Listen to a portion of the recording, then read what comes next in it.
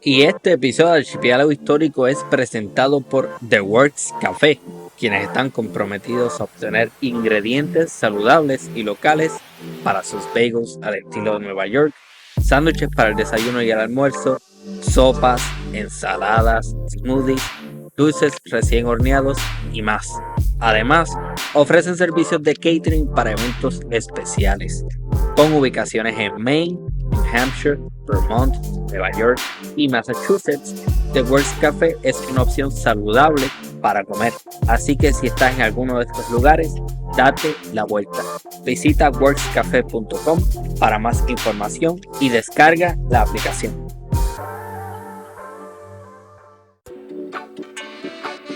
Bueno, y este episodio de Archipiélago Histórico es también traído a ti gracias a Turismo Borincano.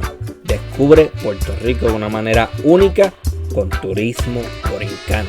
Sumérgete en nuestros ecos recorridos turísticos, explora el agroturismo en nuestras fincas locales y vive experiencias personalizadas por toda la isla. Y no te preocupes, también ofrecemos turismo accesible para personas con diversidad funcional. Ya sea que estés buscando aventura, relajación o simplemente quieres conectar con nuestra cultura, Turismo Borincano tiene lo que necesitas. Visita turismoborincano.com para más información y reserva hoy mismo a precios que están al alcance de todos. Vive Puerto Rico como nunca antes con Turismo Borincano.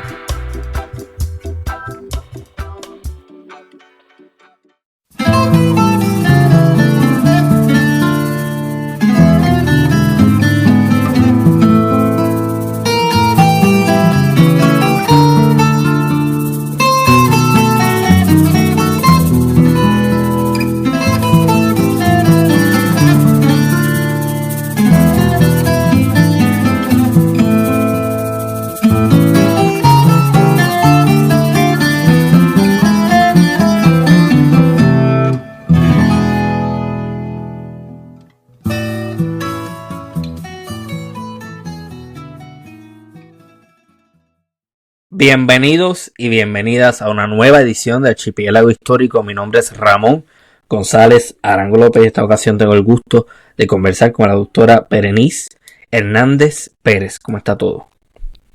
Hola, pues por aquí todo bien. En México estamos teniendo mucho calor, así que está un poquito calientito el clima por aquí. Interesante eso.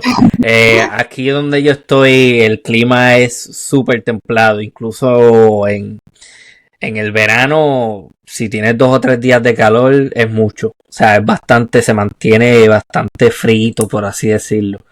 Yo quería hacer este episodio y pedí varias recomendaciones, ¿no?, a diferentes colegas y amigos, porque me interesaba explorar la gran noticia de que en México hay una presidenta nueva, o sea, la primera mujer que se convierte en la presidenta del país de México.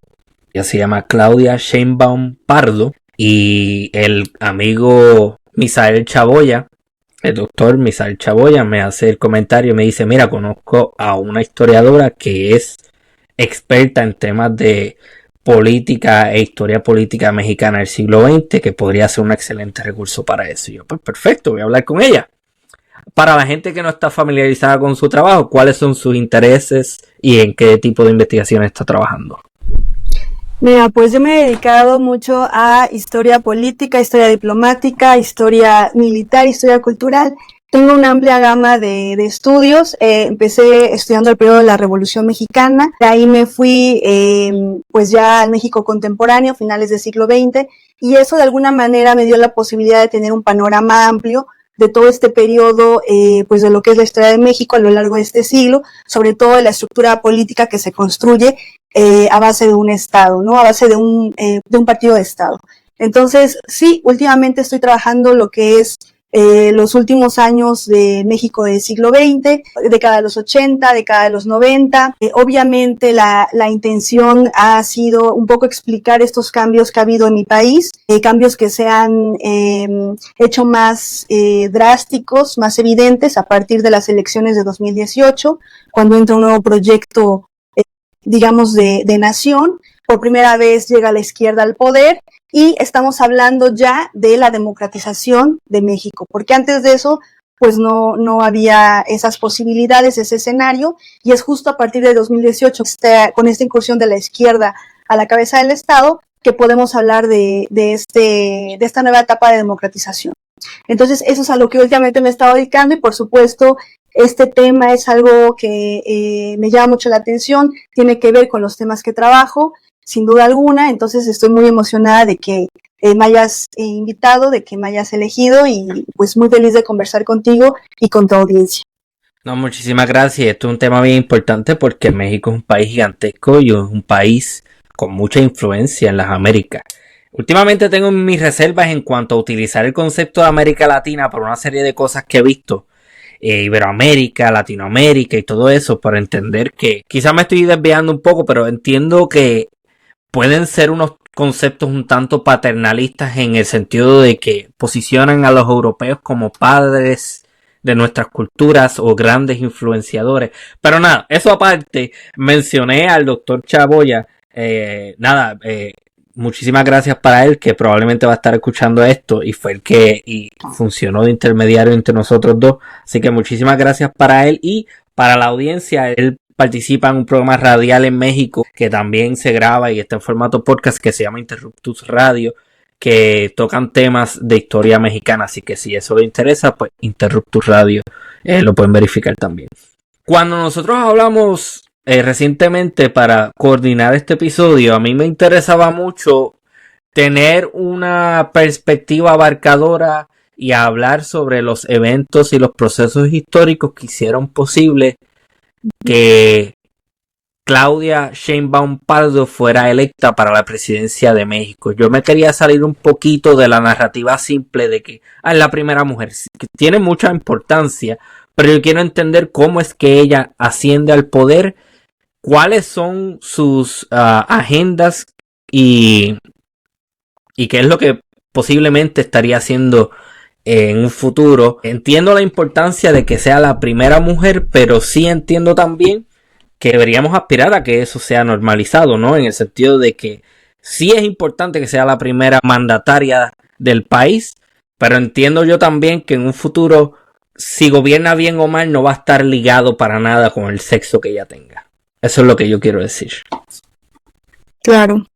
Sí, mira, yo creo que explicar esta cuestión que tú planteas, cómo es que ella llega finalmente a ocupar ese puesto, tiene que ver, quizá verlo en tres momentos. Un momento más inmediato que tiene que ver con la campaña, con lo que ella representa y con lo que sus adversarios también representan, la propuesta que cada uno tiene, que digamos que sería el tiempo más inmediato. Luego tenemos un poquito más alejado cuando ella se hace candidata, porque obviamente dentro del partido donde ella está, que es un partido nuevo, fundado en 2014, pero que viene de una historia de, digamos, un movimiento social que después hace partido. También en ese sentido explicar cómo es que ella llega a ser la candidata de ese partido, porque obviamente había más opciones, también se llevó a cabo un proceso de elección para que se tuviera el candidato y de todos los que estaban propuestos, ella también era la única mujer que competía y la persona pues más capacitada dentro de las personas que estaban contendiendo. Más capacitada me refiero pues sí al grado de estudios, ¿no? Y al mismo perfil político que ella traía. Y luego, si lo ampliamos más, o sea, ¿cómo podemos explicar esto? Pues tenemos que remontarnos a finales de la década de los 80 en México, específicamente a las elecciones de 1980. ¿Por qué esas elecciones? Bueno, porque esas elecciones fueron nodales en el sentido de, digamos, nosotros en México veníamos de un sistema político que se ha construido a lo largo de este siglo, con la dirección del partido de Estado. Entonces, este partido, que es lo que ahora conocemos como el PRI, el Partido Revolucionario Institucional, tuvo su antecedente en el Partido Nacional Revolucionario, que se genera en 1929. Este partido es resultado de una crisis política del grupo, digamos, el sector que después de la revolución, en la construcción de este nuevo Estado que se genera, bueno, quizá me estoy yendo muy atrás, pero sí son cosas que vamos a tratar de desmenuzar. Sí. Y, o sea, explicar el 88, bueno, pues tiene que hablar de la construcción de este partido que, como les decía, pues es resultado de este periodo de posrevolución, donde hay una crisis porque el presidente electo en ese momento, Álvaro Obregón, que además era su segunda elección, pues es asesinado. Es asesinado en el contexto de un movimiento cristero que existe en México, porque pues se opone a las políticas que está en ese momento implementando el grupo en el poder, en este caso la facción sonorense de este movimiento revolucionario que comienza a principios de siglo, y entonces eso lleva a que pues se tenga ya que recurrir a la construcción de pues un partido para buscar el poder, haber elecciones. Entonces se construye este partido PNR en el 29 y después en el 46, no, perdón, en el 38, con Cárdenas justamente, viene una reforma de este partido que ahora se llamará Partido de la Revolución Mexicana, y luego en el 46 ya vendrá su nombre actual, Partido Revolucionario Institucional. A partir de que se forma en el 29, queda en el poder, básicamente todas las elecciones siempre es quien tiene el puesto de la presidencia, se va alternando entonces esta figura del presidente, pero el partido continúa y básicamente lo que hace el partido, pues darle la pauta al presidente, pues para que elija a su, digamos, a su sucesor, y a partir de este aparente sistema democrático que tiene México, pues constantemente va ganando elecciones y va estando en la dirección del Estado. Bueno, todo esto se mantiene así desde el 29 hasta el año 2000. Y lo que pasa en el 88 es que, como les decía, pues aquí se acostumbraba lo que llamábamos el dedazo, porque pues no existía la democracia, sino que decían el único voto que importaba era uno, y ese era el del presidente de la República. Porque efectivamente él decía quién iba a ser su sucesor, lo elegía y entonces el partido lo asumía como su candidato, hacía toda la propaganda, en fin, la cuestión electoral para llevarlo a la presidencia y quedaba en la presidencia. Pero el asunto es que en el 88 se registran elecciones fraudulentas, que además tiene que ver pues con un contexto en el que el partido en el poder, el PRI, tiene una fractura política. ¿Por qué se da esta fractura? Bueno, pues porque estamos hablando ya también de un momento, una década en la que en el mundo pues ya empieza a haber signos de democratización. Por ejemplo, en nuestro continente, en el cono sur, se acaban las dictaduras, empieza a haber esta apertura democrática. También es el fin de la Guerra Fría, pero en México, entonces, como que todavía sigue este mecanismo donde aquí se conoce la famosa frase de nadie se mueve porque si te mueves no sales en la foto, ¿no? Entonces todos se alineaban a lo que decía el presidente, ¿no? El presidente del partido tenía que hacer lo que decía el presidente de la República, y ya se sabía que era así. Y como les decía, pues entonces desde el 86 se genera una crisis porque hay un grupo, hay una facción dentro del PRI que es liderada justamente por el hijo del presidente, del expresidente Lázaro Cárdenas.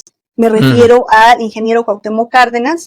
Él, junto con otro político, ahora ya fallecido, Porfirio Muñoz Ledo, y otras figuras emblemáticas del partido, del PRI, lideran una facción que se llama Movimiento de Renovación Democrática, también conocido como Movimiento Democratizador. ¿Y qué buscaba este movimiento? Pues básicamente que hubiera en el PRI, en el partido, un sistema democrático para escoger al candidato, no que fuera el dedazo. Entonces, al proponer esta idea, donde básicamente es oponerse al sistema que ya se había construido, pues empiezan a ser rechazados por el partido, a llamarlos de traicioneros, a tratar de desligarlos del PRI.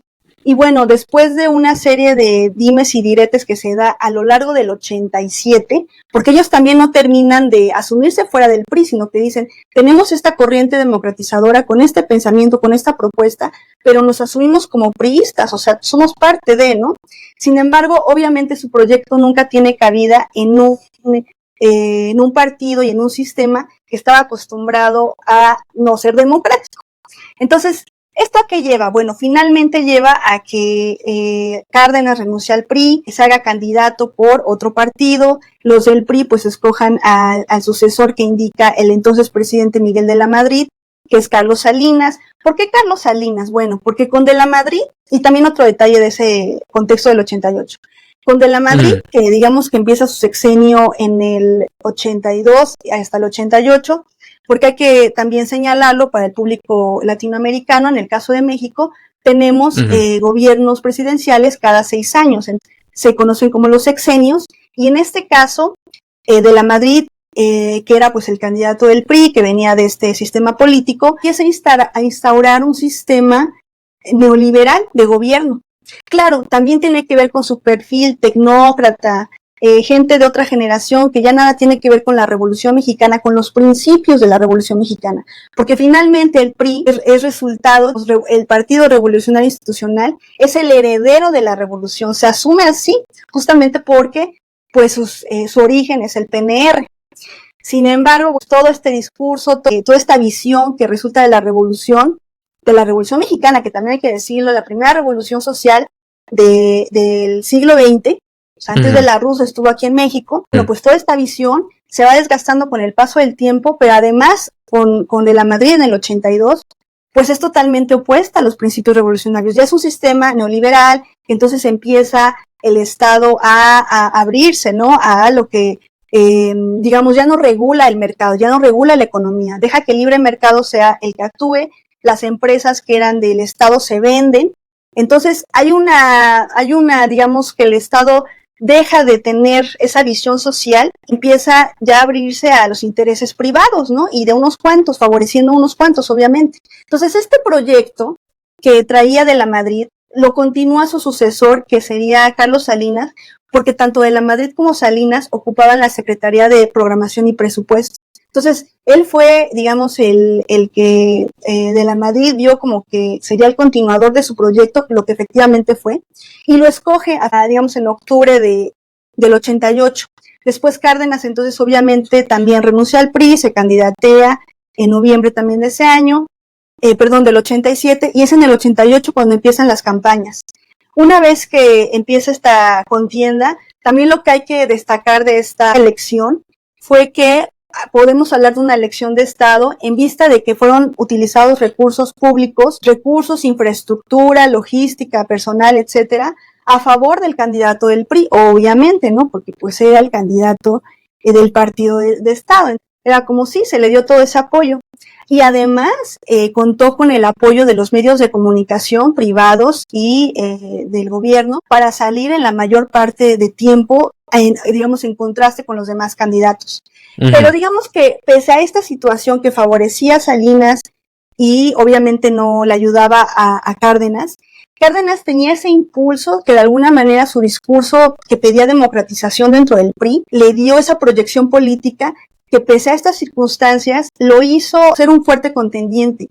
Pensamos, o más bien ya es esto, bueno, yo me dedico a eso, ya lo pude revisar, historiar, ya podemos decir, bueno, fueron elecciones fraudulentas, porque también otra situación que acontece es que también el sistema electoral mexicano, ¿cómo estaba regulado? Pues no era independiente del Estado.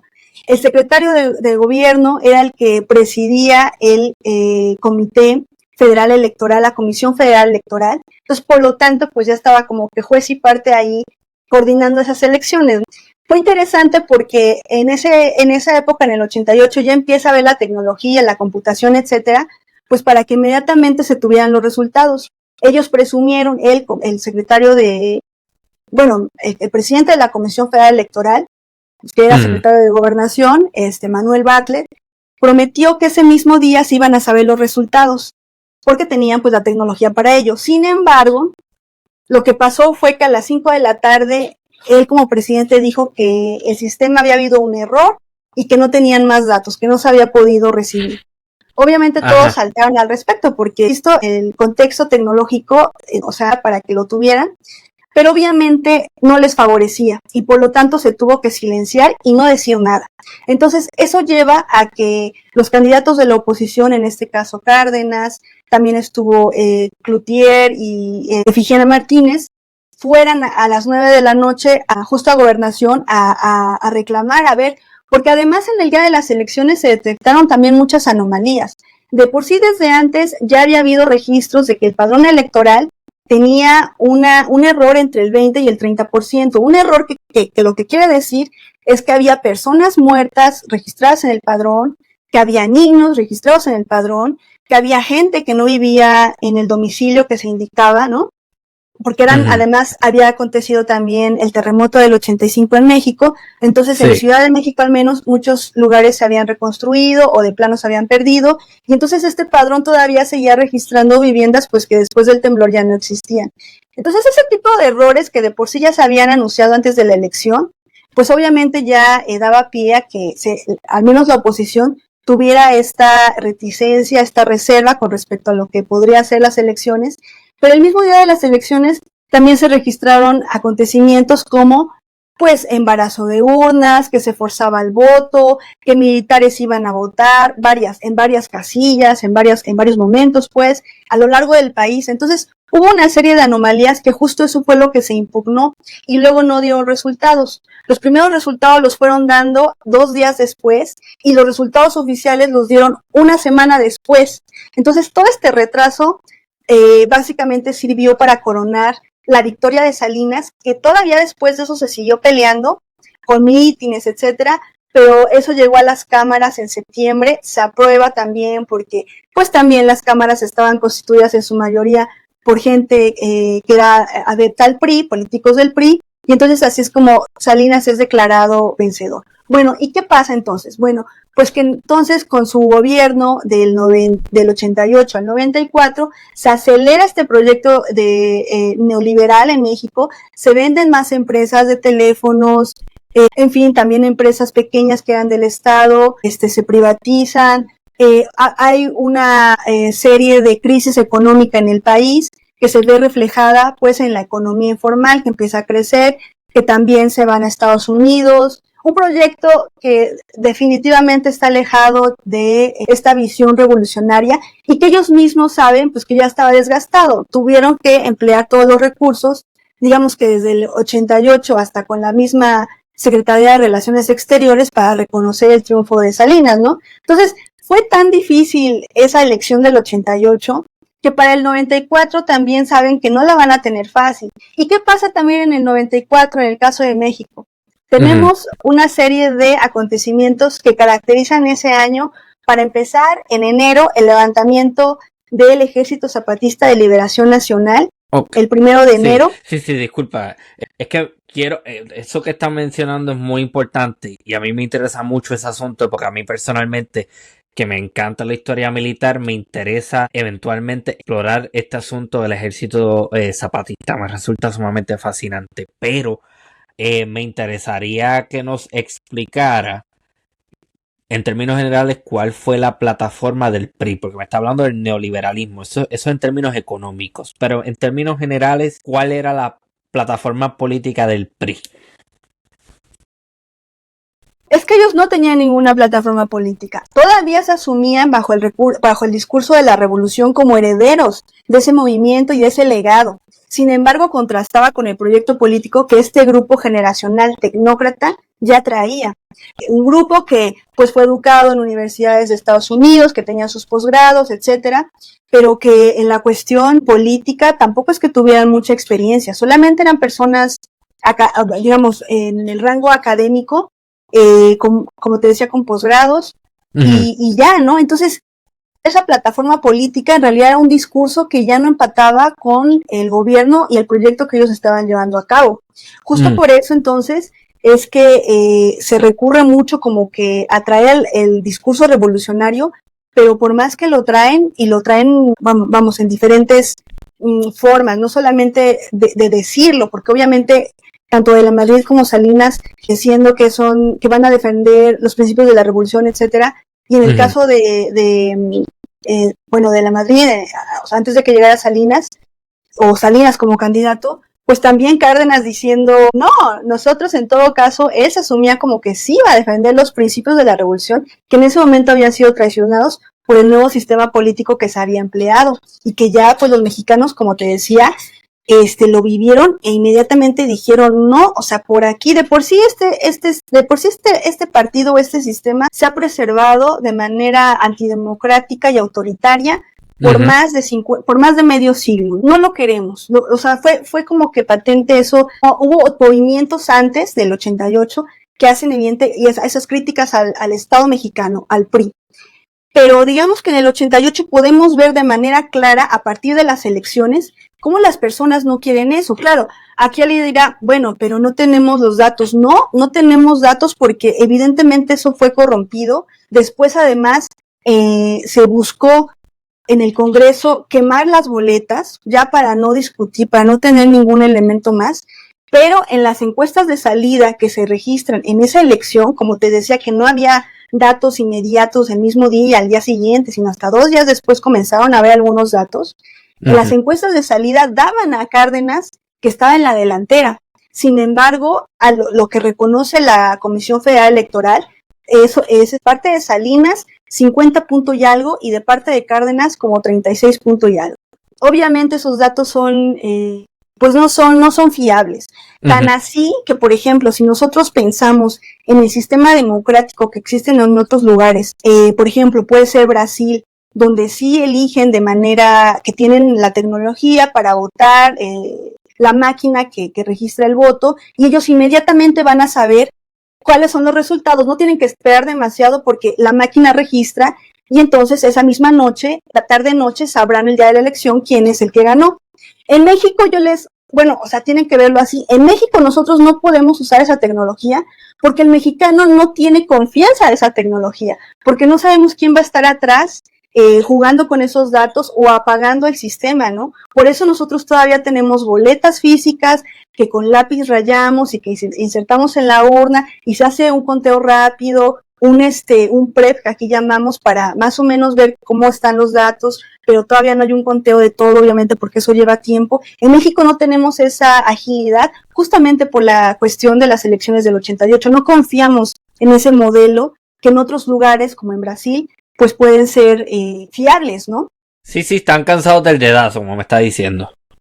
Sí, pero también como te decía, o sea, en el 94 eso, con todo y que ya estaba desgastado, es un año donde también vienen situaciones, pues yo diría muy anómalas a lo largo de ese año. Tienes el levantamiento zapatista que se da justamente en el contexto en el que se empieza a echar a andar el Tratado de Libre Comercio. Entonces, después de que México negocia con el gobierno de Estados Unidos para que Canadá, México y Estados Unidos, los países del norte del continente, tengan esta apertura democrática de sus mercados con otra serie de convenios, después de que el gobierno de Salinas busca que este tratado se lleve a cabo, lo busca a lo largo del año de 1993, hay varias altas y bajas porque en Estados Unidos hay congresistas que no lo aceptan, ¿no? Finalmente triunfa, finalmente se firma y se va a empezar a echar a andar el 1 de enero del 94. ¿Pero qué pasa el 1 de enero del 94? Pues se encuentran con que llega el año nuevo, con que unos indígenas de Chiapas toman las plazas de las localidades de Ocosingo, de la misma capital, del estado, de otras regiones, y entonces empieza este movimiento que el gobierno, no es que no se lo esperara, sí había ya rastros de inteligencia por parte del gobierno, de la milicia, de que existían guerrillas en esa parte. Sin embargo, no se lo tomaron en serio porque estaban ocupados en otro asunto que era el TLC, el Tratado de Libre Comercio.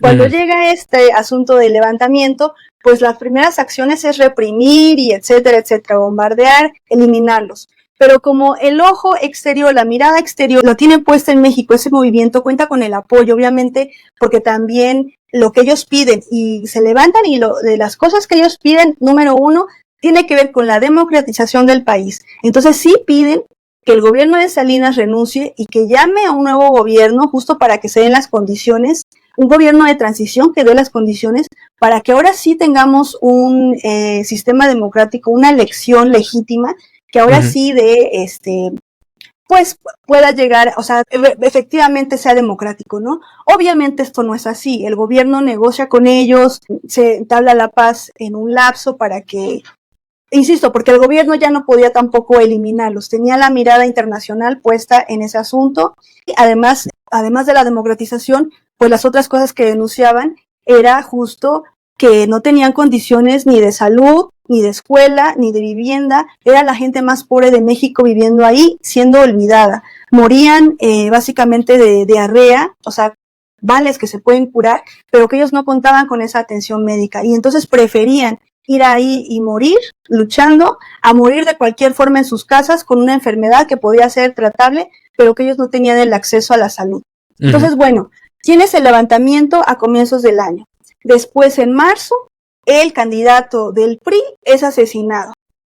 Obviamente hay una crisis política por eso, porque es el candidato del PRI, o sea, básicamente estamos hablando del próximo presidente. Claro, el próximo presidente en un contexto en el que las miradas están puestas en México, en la democratización también de su sistema político, y en ese caso las elecciones que iban a hacer en agosto de ese año, pues también estaba la gente muy al pendiente, porque el EZLN había de alguna manera despertado el espíritu de lucha y también de dignidad de decir, no, o sea, democraticemos al país. Y vuelvo a lo mismo, es que fuera ya se están llevando a cabo esos procesos de democratización y en México, pues todavía, como que una renuencia por parte del grupo del poder a dejarlo, ¿no? Entonces, ¿qué pasa? Asesinan al candidato. Asesinan al candidato y es un acontecimiento que no se ha resuelto hasta el día de hoy, que, digamos, en el imaginario popular se sabe que fue el Estado en función de que no se ha resuelto, ¿no? Solamente hasta enero de este año reconoció la Fiscalía, porque siempre se habló como que de un tirador solitario que está en la cárcel pagando la culpa y nada más fue esa persona como que loquita que disparó. Pero siempre estuvo la idea de un segundo tirador que también estuvo presente, ¿no? Y que ¿sabes qué? Cuando tú lees digamos, la prensa de la época, te das cuenta que ellos ya registran a ese segundo tirador, pero por alguna razón, a lo largo de estos 30 años, en el cambio de fiscal que ha habido sobre ese caso, que no se ha resuelto, bueno, pues no lo reconocían a ese segundo tirador, o sea, como que esa pista quedaba perdida, ¿no? Hasta este año, que finalmente la Fiscalía reconoce su existencia y sabe que, pues era... Bueno, sabe porque, insisto, si ves la prensa de la época, desde ese momento se dijo que era una persona del CISEN, que es, digamos, el centro de investigación secreta, ¿no? De esa época, de ese momento. Entonces, hasta ahora se reconoce oficialmente que efectivamente existió esa persona del segundo tirador, que trabajaba para el CISEN y que fue García Luna, que ahora, pues fue en 2000 secretario de seguridad y ahora está preso en Estados Unidos justamente porque se le encontró conexión con el narcotráfico. Bueno, pues esa persona, García Luna, fue a rescatar a este segundo tirador. Básicamente lo que tenemos es un estado que también, ¿por qué mataron a Colosio? A lo mejor ya me estoy en otras cosas, pero a ver, nada más de dato curioso. Colosio era, a veces como que se preservó la idea de que era el priista que iba a cambiar México y por eso fue asesinado, ¿no? El propio Estado dijo, no, aquí él puede ser muy, muy radical, muy revolucionario. Colosio era un personaje gris, un político gris, que hasta cuando se murió, o sea, lo mejor que le pudo pasar para trascender fue que lo asesinara. Solamente, de veras, solamente así trascendió. Pero incluso muerto, o sea, aquí al señor no lo enterraban. Y aquí los políticos del PRI ya estamos viendo quién va a ser nuestro próximo candidato. ¿Sí me explico? O sea, ya peleándose ese hueso. Entonces, es un crimen de Estado. Yo creo que ya hay elementos suficientes para pensarlo de esa manera, sobre todo porque en la historia a veces no necesitamos como que el documento que diga, sí, yo lo maté, ¿no? No, lo que tenemos nosotros a veces son los indicios y los silencios. Y esos silencios que se han preservado a lo largo de estas 3 décadas, y te digo, la última información oficial que ha salido reconocida en este año, pues da la pauta para decir, pues sí, un crimen de Estado de un político que era gris, que no iba a despegar, que para las elecciones de agosto de ese año, pues iba a ser muy difícil no echar a andar unas elecciones de Estado, porque el PRI y el Estado mexicano ya estaba acostumbrado a ello. No porque lo fuera, sino porque no iba a tener la legitimidad por parte de la población, no después de la llegada a escena del EZLN. Entonces, y después de que también, te decía, la mirada internacional estaba puesta aquí en México y en esas elecciones. Entonces, lo mejor era cambiar de candidato, pero yo lo veo así, o sea, como que el presidente no podía decir, porque además le decían, oiga, es tan gris que preferimos a otro candidato, justo el que estaba negociando con el EZLN. Camacho Solís, Manuel Camacho Solís, lo preferimos a él, pero imagínate nada más tú decirle al presidente qué es lo que tiene que hacer o que se equivocó, o sea, por favor, estamos hablando de un sistema presidencialista autoritario que al presidente no se le cuestiona, el presidente no se equivoca. Y si el presidente se equivoca, antes de decir sí tienen razón, vamos a quitarlo y poner a alguien más, no, pum, o sea, mejor pum, y ahora sí ya, pues qué lástima que nos lo mataron, ¿no? El que sigue, y básicamente el que sigue, el que eligieron, el que eligió Salinas, fue Ernesto Zedillo, que también es un tecnócrata, que también es una persona funcionaria pública, que no tiene experiencia política, pero lo que sí tiene es un posgrado, me parece que en Yale, y que además pues va a seguir también este proyecto neoliberal, lo siguió a lo largo de su sexenio. Él vendió los ferrocarriles, además de endeudar al pueblo de México con una deuda de los bancos privados que él como gobierno asumió para todo el pueblo como deuda pública. Bueno, entonces este personaje, Zedillo, también viene de la Secretaría de Programación y Presupuesto, que justo en el sexenio de Salinas se elimina, se integra a la Secretaría de Hacienda, a Zedillo lo hacen secretario de Educación Pública y era además el coordinador de la campaña de Colosio. Una vez que es asesinado, pues esta persona es la que se elige Salinas básicamente, que va a ser el sucesor, se candidatea, llegan las elecciones, gana, y pues obviamente también ya se genera cierto miedo, cierta reticencia entre la población, como esta idea de que, es que si no está el PRI, como que va a haber caos, ¿no? Como que hay grupos así insurrectos, hay armas de por medio. Entonces, ¿saben qué? Mejor, decían aquí el lema en esos años, mejor malo por conocido que bueno por conocer. Entonces, esas elecciones nuevamente se las lleva el PRI, pero ya son las últimas elecciones que se lleva, porque como les decía, es que desde el 88 ya estaba esa crisis que el pueblo de México ya no los quería ver en la dirección del país, pero no teníamos un sistema democrático, solamente teníamos elecciones que daban ese disfraz de que aparentemente hay democracia porque hay elecciones, porque se renueva el poder cada año y porque pues de alguna manera no se queda una persona, sino que continuamente cada sexenio, cada 6 años, pues se va renovando quien queda en la dirección del país. No, lo que quería preguntar algo importante. Para las personas que no saben, 2 cosas. ¿Qué es neoliberalismo y qué es un tecnócrata? Porque no es obvio para todo el mundo lo que son esas cosas. Bueno, un tecnócrata es la persona que pertenece a cierta generación y tiene estudios fuera del país, tiene, digamos que más preparación académica y por lo tanto pues está distanciado de la realidad que existe en el país, porque su visión pues es de fuera, básicamente estadounidense, y entonces pues se crea este perfil. Tiene que ver con una generación de políticos y con que esa generación tiene la preparación fuera. Por otro lado, y que, insisto, su visión pues está alejada de la realidad mexicana, porque está más cercana. Sí, porque está más cercana a lo que se propone dentro de las escuelas de los Estados Unidos, a las escuelas como Harvard o Yale, a las escuelas importantes. Por otro lado, el neoliberalismo es este proyecto que, bueno, tiene que ver con el liberalismo, con esta visión, tiene que ver con el liberalismo, y estamos hablando de un libre mercado, es decir, que entonces la economía ya no está regulada por un Estado, por un gobierno.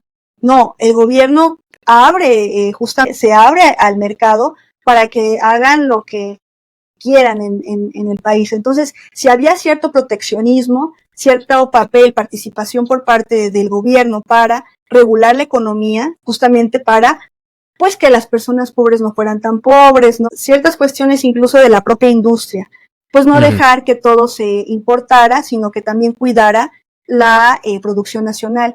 Todo esto con el neoliberalismo a partir de esta visión de lo que debe ser la economía. Piensan que el Estado proteccionista estorba, que nada más limita un libre mercado, que cuando le das la apertura al libre mercado, pues vas a tener un crecimiento económico y un crecimiento social, porque la libertad de mercado, al haber competencia, pues va a fomentar justamente que haya mejores servicios y entonces que la economía como que pueda crecer. Esa es la idea. Pero en términos reales y históricos, porque además ya son hechos, podemos comprobarlo de manera científica, pues no es así. Lo que se hace con esta apertura económica, con esta apertura financiera, una vez que el Estado retira su proteccionismo, pues es que unos cuantos se hacen ricos, arman la economía, digamos las finanzas como mejor les convenga y se incrementa la pobreza. No hay ni siquiera buenos o mejores servicios, ya que generalmente se tiende a monopolizar quien tenga ese mercado, ¿no? Lo podemos ver, por ejemplo, con la industria eléctrica. En el caso de México no, porque esa es una de las industrias que no pudieron privatizar, pero que si tú te vas, por ejemplo, a España, pues ves la crisis que tienen justamente porque ahí está privatizado y entonces quien tiene el control de eso, pues puede subir los precios a voluntad, ¿no? Porque son los únicos que se encargan de esa industria. En Puerto Rico es igual, la privatizaron hace poco, era la Autoridad de Energía Eléctrica y ahora es una compañía privada que se llama Luma. Y ahora hay apagones por un tubo y siete llaves, como decimos, a cada rato y un montón de problemas en la infraestructura, un montón de problemas de servicio al cliente, un montón de gente quedándose sin luz.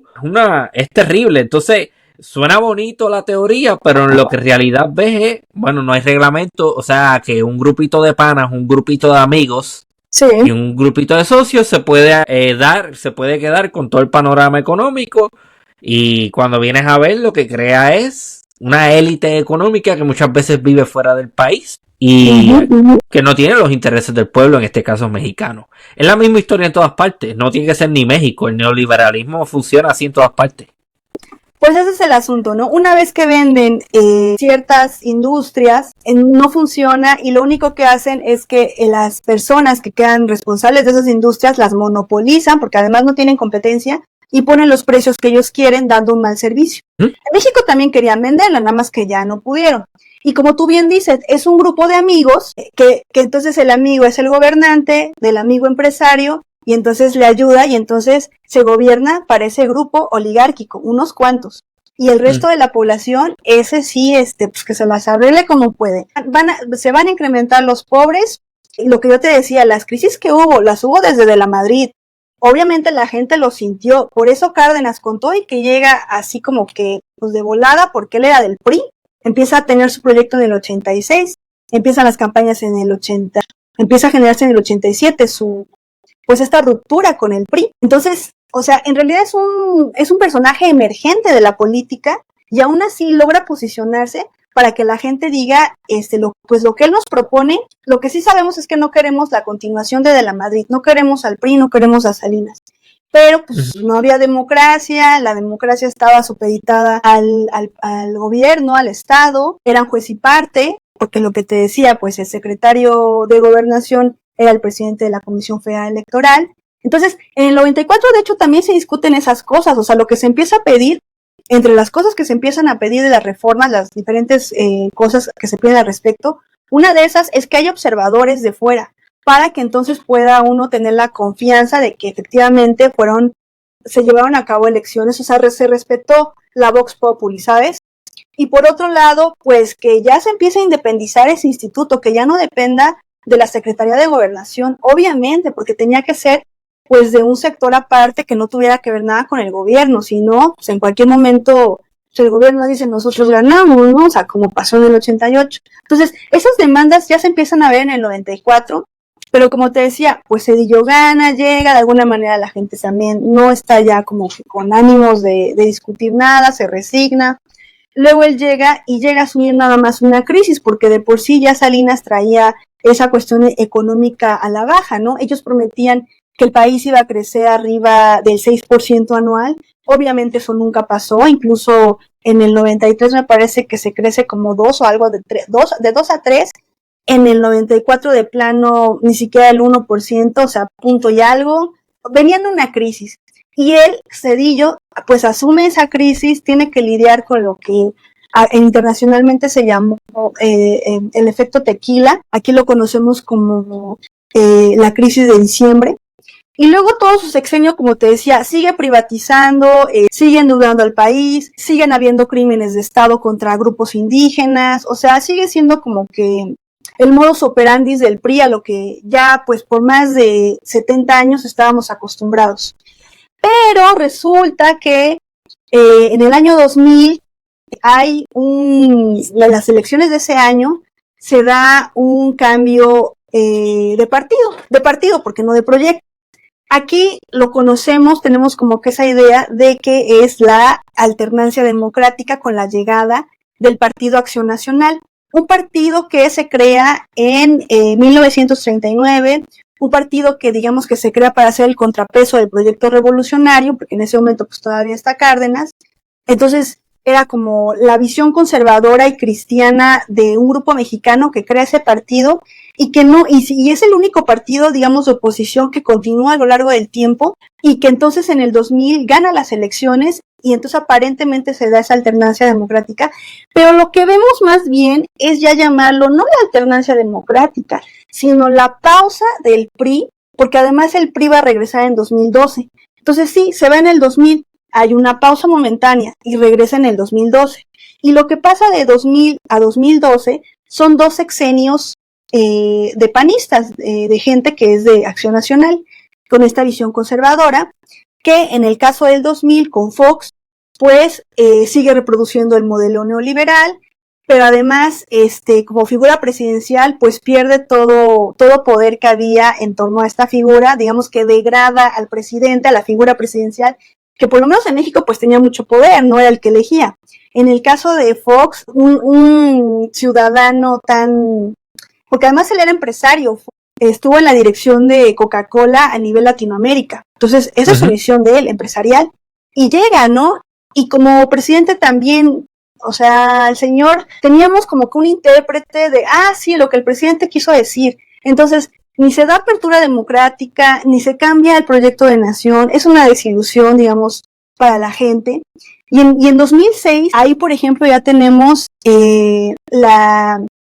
la presencia de nuestro actual presidente, Andrés Manuel López Obrador, con un proyecto de nación que es de izquierda. Entonces, al oponerse justamente a este proyecto que continúa Fox y que ya venía desde los priistas, le da otro toque y la gente lo sigue. Sin embargo, en el 2006 nuevamente tenemos unas elecciones muy polémicas donde por menos del 1%, porque en esas elecciones gana el panista Felipe Sagrado Corazón de Jesús Calderón, que nos lleva a la guerra del narcotráfico, de la que hoy México pues es muy comentada en el mundo. Yo tengo amigos que siempre me dicen, es que de México nada más sé que pues es muy violento, ¿no? Y sí, la verdad sí, pero todo eso comenzó en el 2006 con esa persona que llega a la presidencia y que al no contar con la legitimidad para ser presidente, tiene que inventarse una guerra, pues para, por lo menos para tener a la gente asustada, ¿no? Y desatar efectivamente un problema que no combatió, porque además su secretario de seguridad estaba aliado con este grupo de narcotraficantes, y bueno, en fin, vender esta idea, ¿no? Pero como les decía, en ese momento también tenemos un contraste, una división, bueno, de un México que, bueno, apoya a Calderón, otro que apoya a AMLO y a la visión que tiene, pero que no llega porque este 1% que además es mínimo, pero pues en ese momento quien, digamos que estaba controlando las máquinas, ¿no? El PREP, toda esta cuestión tecnológica del conteo, era nada más y nada menos que cuñado de Calderón. Entonces, nuevamente vemos elementos de fraude, que también la gente no estuvo de acuerdo, hubo movimientos como en el 88, que acompañaron a AMLO justamente para que se reconociera su victoria. La gente pedía aquí el voto por voto, que se revisara, pero obviamente eso nunca se llevó a cabo. Entonces llega Calderón, continúa esta visión de Estado neoliberal, donde se favorece unos cuantos, donde incluso ahí se intentó vender la Comisión Federal de Electricidad, no se consiguió, pero también querían eso. Y luego nos vamos a las elecciones de 2012, donde nuevamente AMLO se candidatea por segunda ocasión, nuevamente su proyecto de izquierda, etcétera, etcétera. Pero pues ahí está, es el regreso del PRI con Enrique Peña Nieto, una elección de Estado, porque también fue así con el apoyo de Calderón, como Calderón también lo tuvo de Fox abiertamente, entonces también apoya abiertamente a Peña Nieto. Obviamente es un grupo entre panistas y priistas, pues ya es como que se reconocían parte de lo mismo, ¿no? Como que miren, somos una oligarquía política, queremos el mismo proyecto de nación, tenemos a los mismos amigos empresarios, pues hay que continuar, ¿no? Entonces hay un papel por parte de los medios de comunicación que también proyectan mucho a Peña Nieto, o sea, también aquí se ve, digamos, en ese sentido el papel de los medios, porque como les decía, la figura presidencial para ese momento ya había sido desgastada con Fox y luego con Calderón, que inicia esta guerra, que además no tiene la legitimidad de asumirse como presidente legítimo. O sea, en la visión del pueblo, obviamente, ¿no? Entonces, con Peña Nieto, pues también tenemos una persona que no es capaz, que nada más es como que lo vieron bonito y dijeron, bueno, pues aquí lo podemos manejar. Los medios de comunicación, la televisora aquí, Televisa, que seguramente en toda América Latina conocen, pues hace su proyecto de vamos a buscarle la actriz más bonita de la novela de moda para que se case con ella, para que entonces, o sea, como que contar una historia, ¿no? Porque no había contenido, entonces como que tenían que tener la fachada, te digo, de una persona aparentemente atractiva, con la chica de moda, en fin, ciertas cosas que también le llegan a dar la victoria, que también esas elecciones han sido cuestionables de 2012. Y se mantiene más tiempo así. Pero lo que pasa ahí es que, bueno, para empezar tienes una situación como la desaparición de 43 estudiantes de la normal de Ayotzinapa, punto número 1, en el 2014. Y punto número 2, este reportaje de la Casa Blanca, o sea, como que empieza a haber esta corrupción que existe por parte del gobierno, por parte del Estado mexicano, en este caso, pues porque tenía la casa,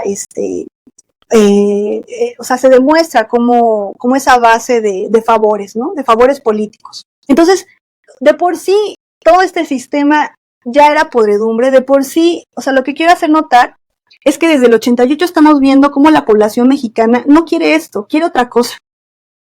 Y la apuesta por otra cosa, y sabe que no hay democracia, pero no importa, igual va a votar, y sabe que su voto no lo van a contar, pero igual no importa, porque cada año, cada 6 años, se presenta y vota, y dice, no quiero esto otro, y vota, y vota, y vota. Y no se lo reconoce ni en el 88, ni en el 2006, ni en el 2012, pero no lo deja de hacer.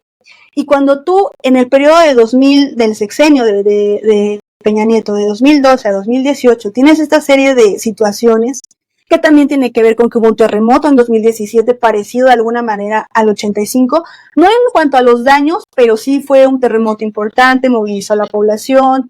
Por otro lado, te decía que lo de Ayotzinapa y también los reportajes de corrupción de este gobierno, pues captan la mirada internacional. O sea, nuevamente las miradas están puestas en México.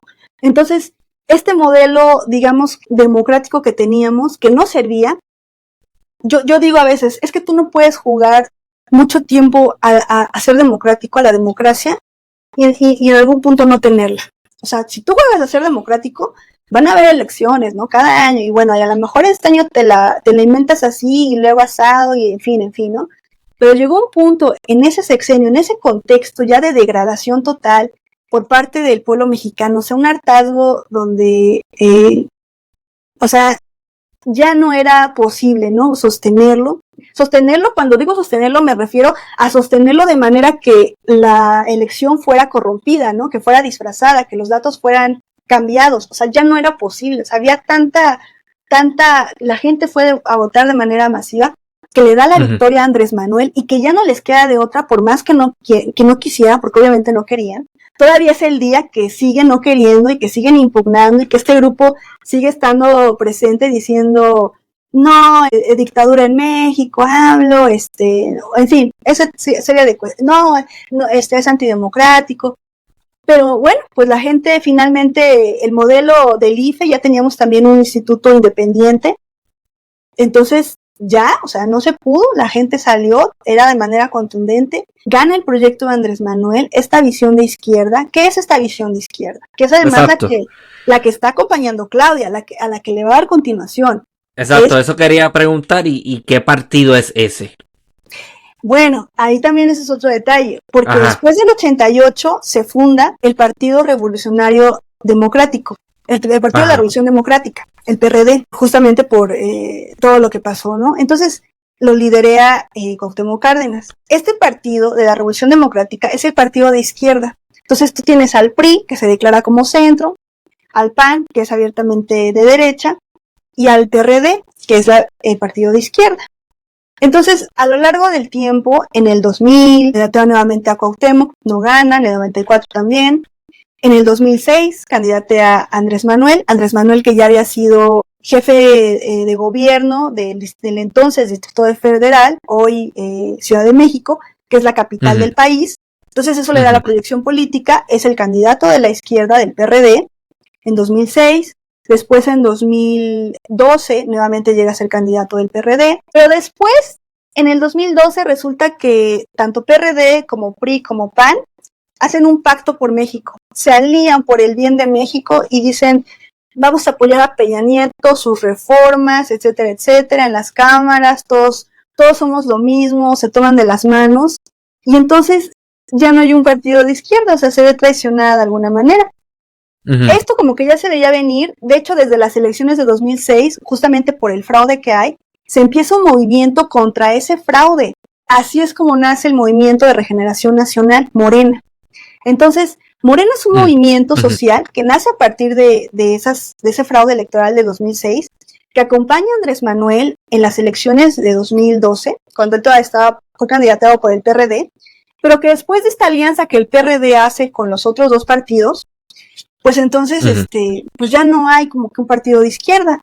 Ellos, ese movimiento, se constituye como partido a partir de 2014. Justamente Claudia Sheinbaum es una de las fundadoras de ese movimiento. Ella, como que tienen una serie de reglas que ella ayuda a redactar, ¿no? Como los principios del Movimiento de Regeneración Nacional.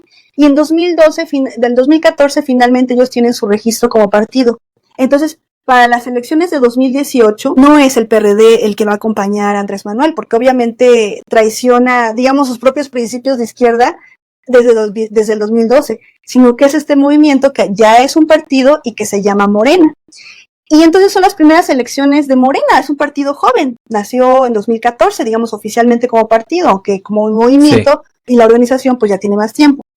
Y gana de manera contundente, o sea, por eso este fenómeno, cuando dices, gana Claudia, ¿quién es Claudia? ¿Qué proyecto trae? Bueno, pues el proyecto que trae es un proyecto de visión de izquierda, de un estado de bienestar, de un humanismo mexicano que se ha fomentado desde el gobierno de AMLO, de una revolución ideológica, una revolución pacífica de alguna manera que se ha dado en México a través del pensamiento, ¿no? Con estos principios que pues buscan favorecer, porque aquí el lema del presidente Andrés Manuel y que va a continuar ella, pues es primero los pobres. O sea, si tú piensas en una democracia, tienes que pensar que esa democracia tiene que gobernar para la mayor parte de la población, no solamente para un grupito de unas 10 familias, ¿no? Entonces, como se venía haciendo. Pues bajo ese principio se empezaron a trabajar programas que Andrés Manuel ya había llevado a cabo desde el año 2000, cuando él fue jefe de gobierno, que Claudia Sheinbaum continuó en el año 2015, cuando ella también se hizo jefa de gobierno, ganó, también fue la primera jefa de gobierno electa. Como que, te digo, pero además el perfil de ella también es o sea, también es de ese carácter.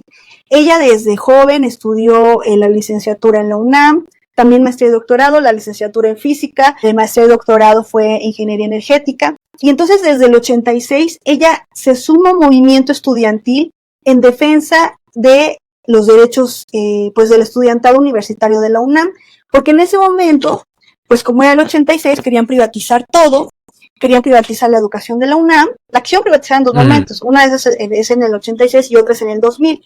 Ella, cuando está en la licenciatura, ella es parte de ese movimiento, de ese consejo estudiantil y defiende la gratuidad de la educación universitaria, específicamente en el caso de la UNAM, y después te digo, ella forma parte también del Movimiento de Regeneración Nacional, ella después se hace jefa de gobierno, y entonces tiene un proyecto que acompaña básicamente a la propuesta de Andrés Manuel. Por eso es que ella va a dar por eso es que aquí, cuando fueron las elecciones, sí se promocionaba mucho como que, bueno, esto va a ser el segundo piso de la cuarta transformación, porque pues Andrés Manuel instauró esta idea de que México ha tenido una serie de transformaciones a lo largo de su historia.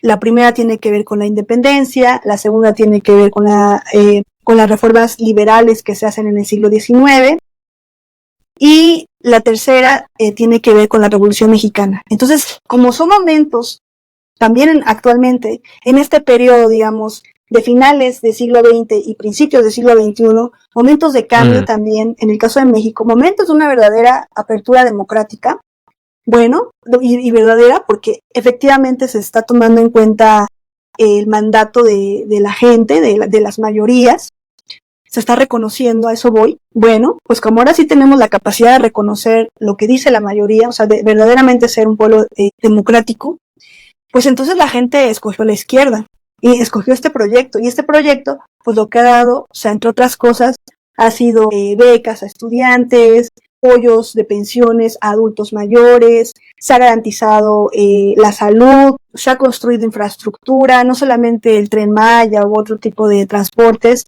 de sistemas de transportes, sino que se ha abierto refinerías para no comprar más petróleo, sino producirlo aquí en México, porque tenemos el crudo. O sea, se le ha apostado a enriquecer al país, hacerlo crecer. De hecho, ahorita puede que haya problemas con el dólar, ¿no? Porque veníamos nosotros con un superpeso que lo tenía abajo de 18 pesos, incluso llegó abajo de los 17, y ahorita por las elecciones y por algunos comentarios, sobre todo de que se va a reformar el Poder Judicial, pues otra vez ya subió arriba de 18. Pero esto no, o sea, eso también, pues no hay que espantarnos, no hay que verlo como algo trágico, en vista de que si uno revisa a lo largo de la historia de México, a lo largo de sus elecciones, pues siempre que hay cambios de este tipo electorales, sobre todo en ese contexto, pues siempre hay un incremento de la moneda, o sea, o un decrecimiento en nuestro caso y un incremento del dólar. Entonces, como que esto al menos, o sea, si lo ves así como que, te digo, en una cuestión de contexto electoral, esto es normal. Claro que ahorita la gente pues lo toma como tema del día, ¿no? Como para hacer nota, en fin. Y sobre todo por lo que se decía de la reforma al Poder Judicial. Hacer un comentario también porque menciona lo de la refinería de petróleo y la construcción de infraestructura en esa industria, y eso es sumamente importante porque tienen el crudo, tienen el recurso, pero entonces lo que sucede es que ese recurso es extraído por compañías internacionales, es refinado en otros lugares, entonces se lo venden más caro después a los mexicanos. O sea que es un problema. Entonces, al construir la refinería, lo que están haciendo es ustedes mismos añadirle el valor, lo que se llama el valor agregado, le añaden el valor y eso abarata los costos. Entiendo yo que eso debería ser una de las consecuencias, ¿no? Yo te comentaba que en realidad su creación es nueva, o sea, aunque es un proyecto que genera desde el principio del sexenio de la administración de Andrés Manuel en 2018, no es sino hasta el año pasado que esta refinería comienza ya a producir, porque tomó el tiempo construirla, dotarla de los instrumentos necesarios, y entonces pues todavía su producción es muy, muy baja, no da para vender, sino solamente para el consumo interno.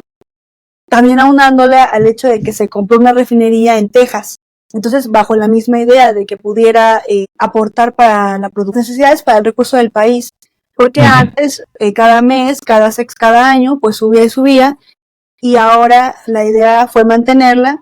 Y si se ha podido también mantener estos precios de la gasolina, incluso antes de que funcionara la refinería, o también si se ha podido apoyar con programas sociales a los jóvenes, a las personas de la tercera edad o a las personas del campo, etcétera, etcétera, ha sido porque también se ha aplicado una política de austeridad republicana. Eso quiere decir que el gobierno ya no gasta en grande en lujos como antes se acostumbraba, sino que más bien con una idea de combate a la corrupción, pero además de eficientar recurso público, de verdaderamente no gastar en tonterías, se recortó personal y también programas y también cosas que veíamos antes, que nos enteramos ahora los mexicanos por las conferencias de prensa que lleva a cabo cada mañana el presidente Andrés Manuel de lunes a viernes, pues que antes se destinaba un recurso, no sé en qué te gusta, gastar en comprar, no sé, 2 millones para revistas, o sea, o en publicidad, o que a un asesor le estaban pagando también tanto,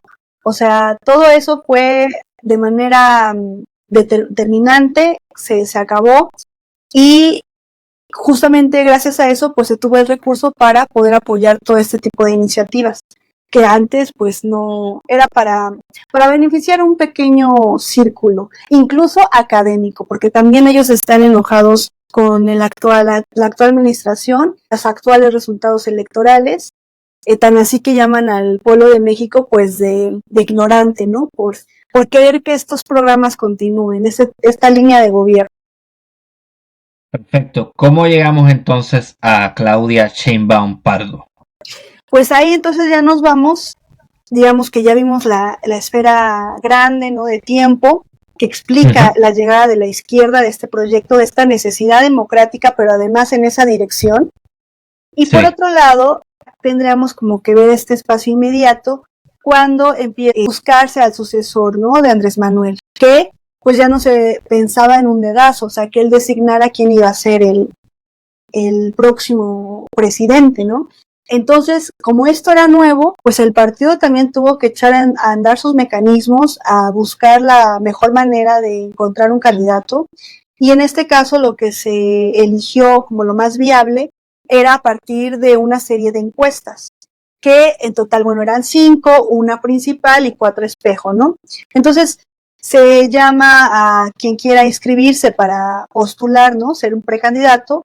Entre estas figuras vienen políticos reconocidos. Ahí está Marcelo Ebrard, que era estaba en la Secretaría de Relaciones Exteriores. Había gente, por ejemplo, del Congreso, como Monreal, también Ricardo Monreal. Había gente de otros partidos que también eran conocidos. El exgobernador de Chiapas, que fue por el Partido Verde Ecologista, porque además Morena no va solo en estas elecciones, tiene que aliarse.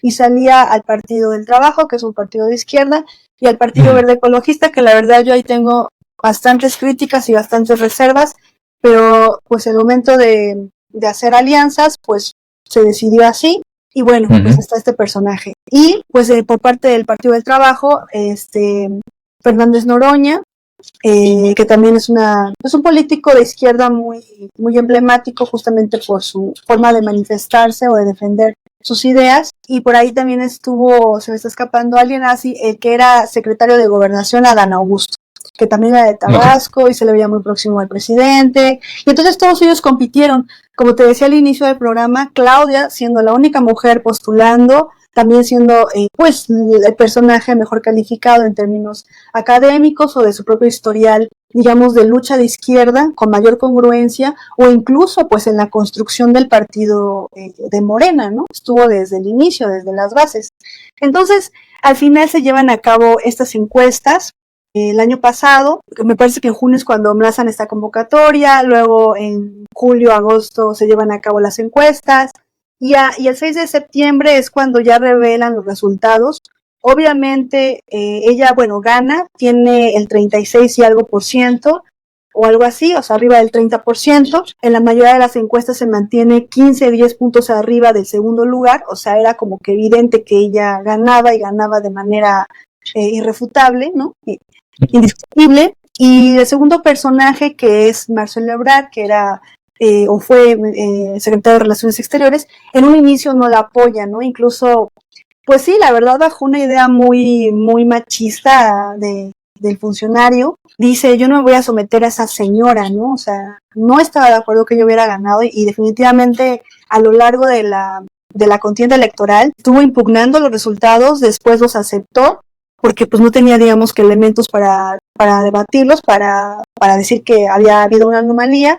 Y por ahí se sumó a algunos actos de campaña de ella, pero tampoco se vio una presencia tan contundente, no tan cercana como sí se vio con otros personajes. Pues obviamente también aquí tenemos que hablar de la característica de género de ella, ¿no? El hecho de que sea mujer, que sea la primera, pues, que llega a este puesto, no deja de ser un dato irrelevante, ¿no? O insignificativo, pues. O sea, verdaderamente para nuestra historia de México a lo largo de 200 años de nación, pues el hecho de que por primera vez llegue una mujer también es muy simbólico, en el sentido de que tendrías que pensar en esta lucha feminista que ha estado presente en México desde hace tiempo, pero que se vio exacerbada a raíz de la llegada de la izquierda de 2018. Porque como hubo esta apertura democrática, también no había un modelo que reprimiese ese tipo de manifestaciones, ¿sabes?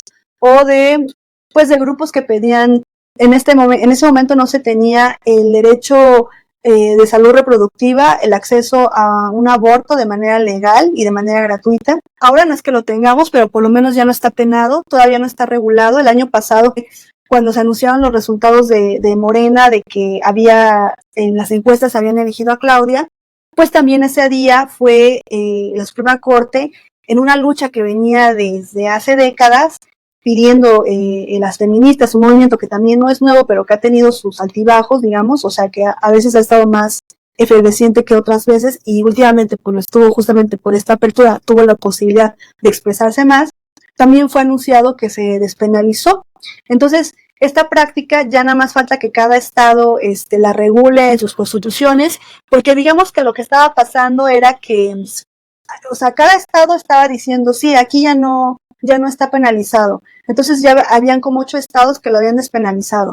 Empezó con Ciudad de México desde 2012 y después de ahí continuaron como otros, pasó mucho tiempo y luego fue Oaxaca y luego fue Veracruz, o sea, empezaron a haber varios estados. Pero después de que la Suprema Corte lo anunció así en el año pasado, en septiembre, pues entonces ya es así en general para el país, aunque no está regularizado. Digamos que también toda esta lucha o esta presencia femenina, porque también los movimientos de las mujeres estuvieron muy presentes a lo largo del sexenio como movimientos legítimos, movimientos que pues que sí hacían desastres y que es algo que no le parecía a la sociedad mexicana, porque sí había habido otros movimientos que hacían desastres, pero en este caso estamos hablando de mujeres y entonces, ¿por qué las mujeres hacen eso y no se manifiestan de manera pacífica, no?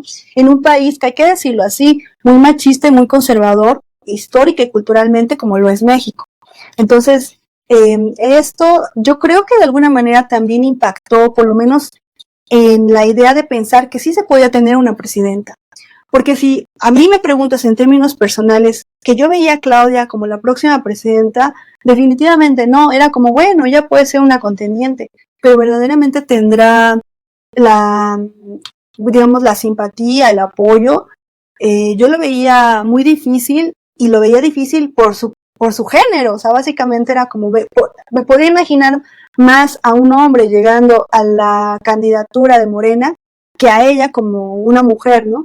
Sin embargo, poco a poco se fueron abriendo como que estas nociones, estas ideas de pensar que era posible, porque también te digo, hay un movimiento feminista muy fuerte, y entonces ella también era pues la persona, si quieres verlo como el perfil más cercano al proyecto de nación que verdaderamente, bueno, que representa Andrés Manuel y que verdaderamente podría continuarlo, a diferencia de todos los demás, que eran expriistas, que eran privilegiados, digamos que con excepción de Fernández Noroña, que es el candidato del PT, pero él es el candidato, o bueno, más bien no candidato, sino que era del partido propuesto por el Partido del Trabajo. Entonces, también no era de Morena, ¿no? Y entonces, quizá también en ese sentido, pues no era la persona ideal, porque pues no era de Morena, no era originario, digamos, de este proyecto, de este movimiento social, y Claudia sí cumplía con todo eso. Date cuenta nada más cómo la gente, desde la propia encuesta que la escoge por parte del partido, considera que debe ser ella, ¿no? La que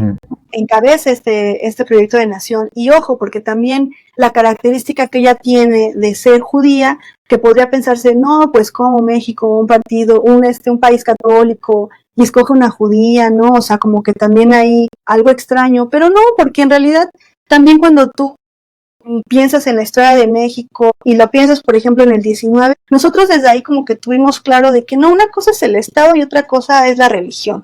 O sea, las dos están separadas y no tiene por qué, o sea, aunque sea un pueblo católico, que de hecho ha dejado de serlo. La gente creyente de esa religión también pues ha disminuido, ¿no? En las últimas décadas, en los últimos tiempos. Y te digo, imagino que el auge es evangélico y pentecostal, eso está en auge, me imagino. Pues sí hay gente así, sobre todo en la sierra de Puebla, en algunos lugares, pero tampoco es que tengan, o sea, se haya incrementado, simplemente no fue para ningún lado, o sea, decreció la población creyente católica, los fieles, pero eso no quiere decir que se incrementara en otras. Las otras han existido, ¿no? Incluida la religión judaica. Pues no, más bien como que la gente ya dejó de creer. Pero lo que te decía, bueno, desde el 19 esto está claro que una cosa es el Estado y otra cosa es la religión. Y además, en el periodo de la posrevolución, también se gestó un Estado que quería también hacer un lado a la visión de la iglesia, los obispos, o sea, todo ese poder también trató de controlarlo. Por eso se generó la guerra cristera, porque eran gobiernos revolucionarios que buscaban contrarrestar ese poder y sumarle más al Estado. Y justo eso también en ese momento, ahí sí, pues no le gustó a gente del Bajío, que generalmente pues es como que la más conservadora. Y esa gente pues fue la que genera esta guerra cristera, que es, digamos, el último movimiento armado de de ese periodo, después del movimiento armado de la revolución, será el siguiente que hay y hasta ahí la gente toma las armas para defender su fe. Pero en el caso de ahora, como que te digo, no es algo que haya impactado mucho el hecho de que no sea católica y sea judía, ¿no? Ok. A mí personalmente, como no soy un experto ni conozco mucho sobre política mexicana, a mí me resultó interesante por eso, porque interesantemente, yo pensaría que México es primordialmente un país católico, un poco no deja de ser un poco asombroso que una persona de creencia judía haya llegado al poder máximo del país, por así decirlo. ¿Cuál es el perfil socioeconómico de ella? Porque sí, yo recibí unos comentarios del doctor, lo tengo aquí, él me había escrito unos comentarios del doctor David Martínez Amador. Él me habla de que ella movilizó mucho los votos de la clase media y la clase alta y que, entre otras cosas, le va a dar seguimiento. O sea, él me dijo AMLO 2.0. Sí. Me habló de un rompimiento no sé si con el neoliberalismo necesariamente, pero sí con el, vamos a llamar, conservadurismo económico de las pasadas décadas. También veo que, a pesar, como estaba mencionando al principio, de que ella tiene cierta presencia en las luchas estudiantiles, no deja de ser una persona acaudalada ni acomodada en una élite del país mexicano, ¿no? de México. Entonces, ¿cuál es el perfil de ella socioeconómico? No, su perfil socioeconómico es de clase media, o sea, tampoco es que ella haya sido, digamos, una persona privilegiada o de cuna de oro, ¿no? Sus papás trabajaban, ella se hace consciente o afín a movimientos sociales de izquierda, justamente por sus padres que apoyan movimientos de ese tipo y entonces la involucran a ella también para tener esa sensibilidad. Ahora, no es que no tuviera recursos o acceso a la educación, tenía, pero no era tampoco de una clase alta. Sin embargo, lo que tú dices también es muy interesante. Aquí en México también se ha analizado, se ha discutido en diferentes foros, porque efectivamente, cuando tú ves las votaciones de la clase alta, la mitad, si no es el 50, es el 49, le da el voto a ella. Entonces, incluso la clase alta, obviamente, cuando te vas bajando de clases, media alta, media baja, baja, muy baja, bueno, ahí ya va incrementándose, es arriba del 50 y conforme vas bajando, 60, 70, o sea, se va incrementando, ¿no? Pero cuando ves a la clase alta, que es la mitad la que la apoya, te das cuenta de que efectivamente hay una parte de la población mexicana que puede tener recursos económicos, puede tener un bolsillo holgado y aún así escoge este proyecto porque ya lo vieron, porque a lo mejor también quizás estamos hablando del mismo porcentaje de gente que desde 2006 viene apoyando a Andrés Manuel y entonces ella, bueno, te digo, es gente que ya es consciente desde hace tiempo, ¿no? O puede ser gente que ahora que vio cómo trabajó Andrés Manuel dijo, pues sí está funcionando esto, ¿no? El peso se valorizó más, adquirió más valor, más poder. Hay proyectos que se están llevando a cabo. La pobreza, de hecho, bajó, me parece que en un 5%. O sea, hay 5 millones de personas que salieron de la pobreza, lo cual, pues eso nunca antes se había visto, ¿no? Entonces, son cosas... Eso no es poco significativo. Sí, claro, son cosas como muy visibles incluso para esta clase y también las personas estudiadas también la votan a ella, ¿no? O sea, por eso te digo, como que en la cabeza de esta oligarquía, de este grupo de poder constituido por los partidos políticos que salían, PRI, PAN, PRD, o sea, de plano dijeron, no, pues sí vamos por el mismo proyecto, fuera máscaras, ¿no? Entonces, sí.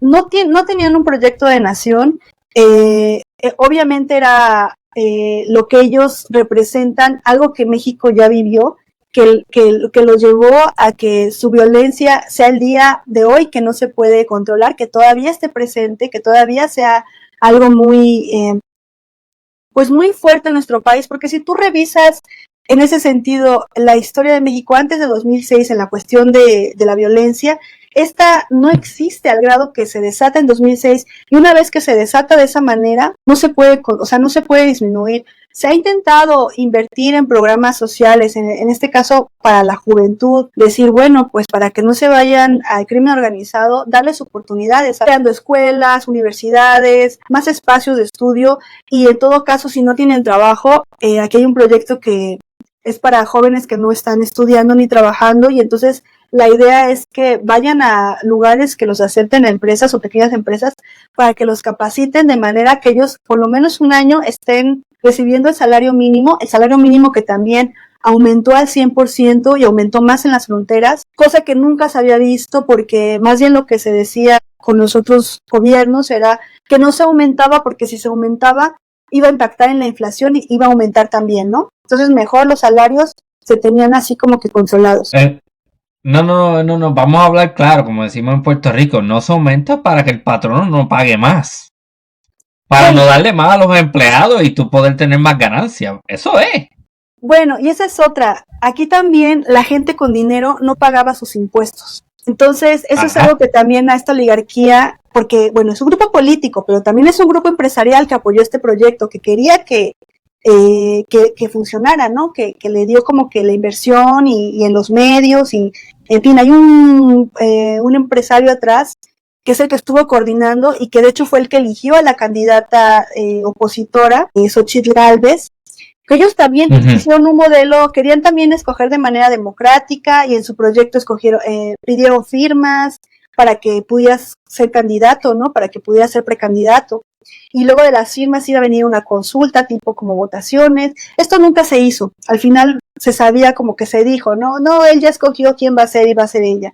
Y sí, ya dijeron, ya no va a haber votaciones, nada más ya sabemos que es ella, porque ya nos pusimos de acuerdo. En fin, el punto es que este grupo pues también quería que sus intereses fueran resguardados, como te digo. O sea, aquí hay empresarios que todavía hablan pestes del gobierno, del presidente, le hablarán también de Claudia, o sea, harán su berrinche, ¿no? Para que la democracia como es no se lleve a cabo, porque sus intereses se ven involucrados. No pagaban impuestos, entonces eso es algo que todavía el día de hoy no pagan impuestos. Tengo en la mente pues el dueño de TV Azteca, autodenominado tío Richie, ¿no? El tío Ricardo Salinas Pliego, el tío Richie, que se niega a pagar, ¿no? Se niega a pagar sus impuestos que debe desde hace años. Entonces, ese tipo de cuestiones, de que te digo, o sea, efectivamente aquí se trata de cuidar intereses de unos cuantos. Sí, no, está claro. ¿Cuál es el historial político de ella? ¿Qué tipo de proyectos ha apoyado? ¿Cómo ha votado? ¿Qué tipo de cosas ha hecho? Pues como te comentaba, en el 86 estuvo ahí movilizándose con los estudiantes de la UNAM para que no privatizaran la educación universitaria en esa universidad, que es lo más importante de México. Luego, en el 2000, ella fue secretaria de Medio Ambiente con López Obrador. Él no la conocía, pidió un consejo, la recomendaron, porque ella pues tiene un perfil científico, ha publicado en varias ocasiones. Ella incluso estuvo en un panel de trabajo que gana premio Nobel. Entonces, es una científica bastante reconocida en su trabajo. Y ella ayudó en el año, bueno, en ese periodo de gobierno de López Obrador en la Ciudad de México, cuando fue secretaria de Medio Ambiente, del año 2000 al año 2006, si no mal recuerdo, o un poquito antes quizá. Y ella ayudó también con lo de los segundos pisos, o sea, hizo programas que eficientaron de alguna manera que bajara la contaminación en la ciudad, hizo programas que al pensar en el segundo piso y al coordinar ese proyecto, pues la idea era justamente agilizar las vías de comunicación y que no se contaminara tanto. Ella también estuvo a cargo del proyecto de Metrobús, que también pues es una ruta que pasa, en un inicio pasó por la mitad de la ciudad por insurgentes de norte a sur, ya ahora se han ampliado esas líneas con la idea también pues de transportar a la gente de manera económica y pues que no se contamine tanto, ¿no? Ha estado ya involucrada en ese tipo de proyectos. Luego estuvo, cuando fue el fraude de 2006, apoyando a Andrés Manuel, estuvo también en ese movimiento contra el fraude. Posteriormente, cuando también se quería privatizar Pemex, ella también estuvo pues en ese movimiento, ¿no? Te digo, muy de la mano con Andrés Manuel para defender los recursos naturales, y entonces ahí también se le ve presente, participando de manera, pues de alguna manera políticamente, porque esos movimientos se pronunciaban políticamente para defender un bien, un recurso público. Luego entonces, ya es en 2015 cuando se candidatea como alcaldesa de Tlalpan, que es una localidad dentro de la Ciudad de México, gana, está ahí un rato. No, entonces eso podría haber sido antes, porque en el 2015 es cuando ya se hace jefa de gobierno, que también es la primera jefa de gobierno electa. Y sigue con esos programas, sobre todo como su visión es de científica ambiental, pues sigue con esa línea de cuidado del ambiente, aprovechamiento de recursos o de utilización de nuevos recursos que no sean dañinos. Ese es como que también su perfil y su propuesta. También por eso la gente aquí está, te digo, entre que sabemos que es una mujer preparada, sabemos que es una mujer de izquierda, pues desde su formación, ¿no? Desde joven, o sea, desde los huesos.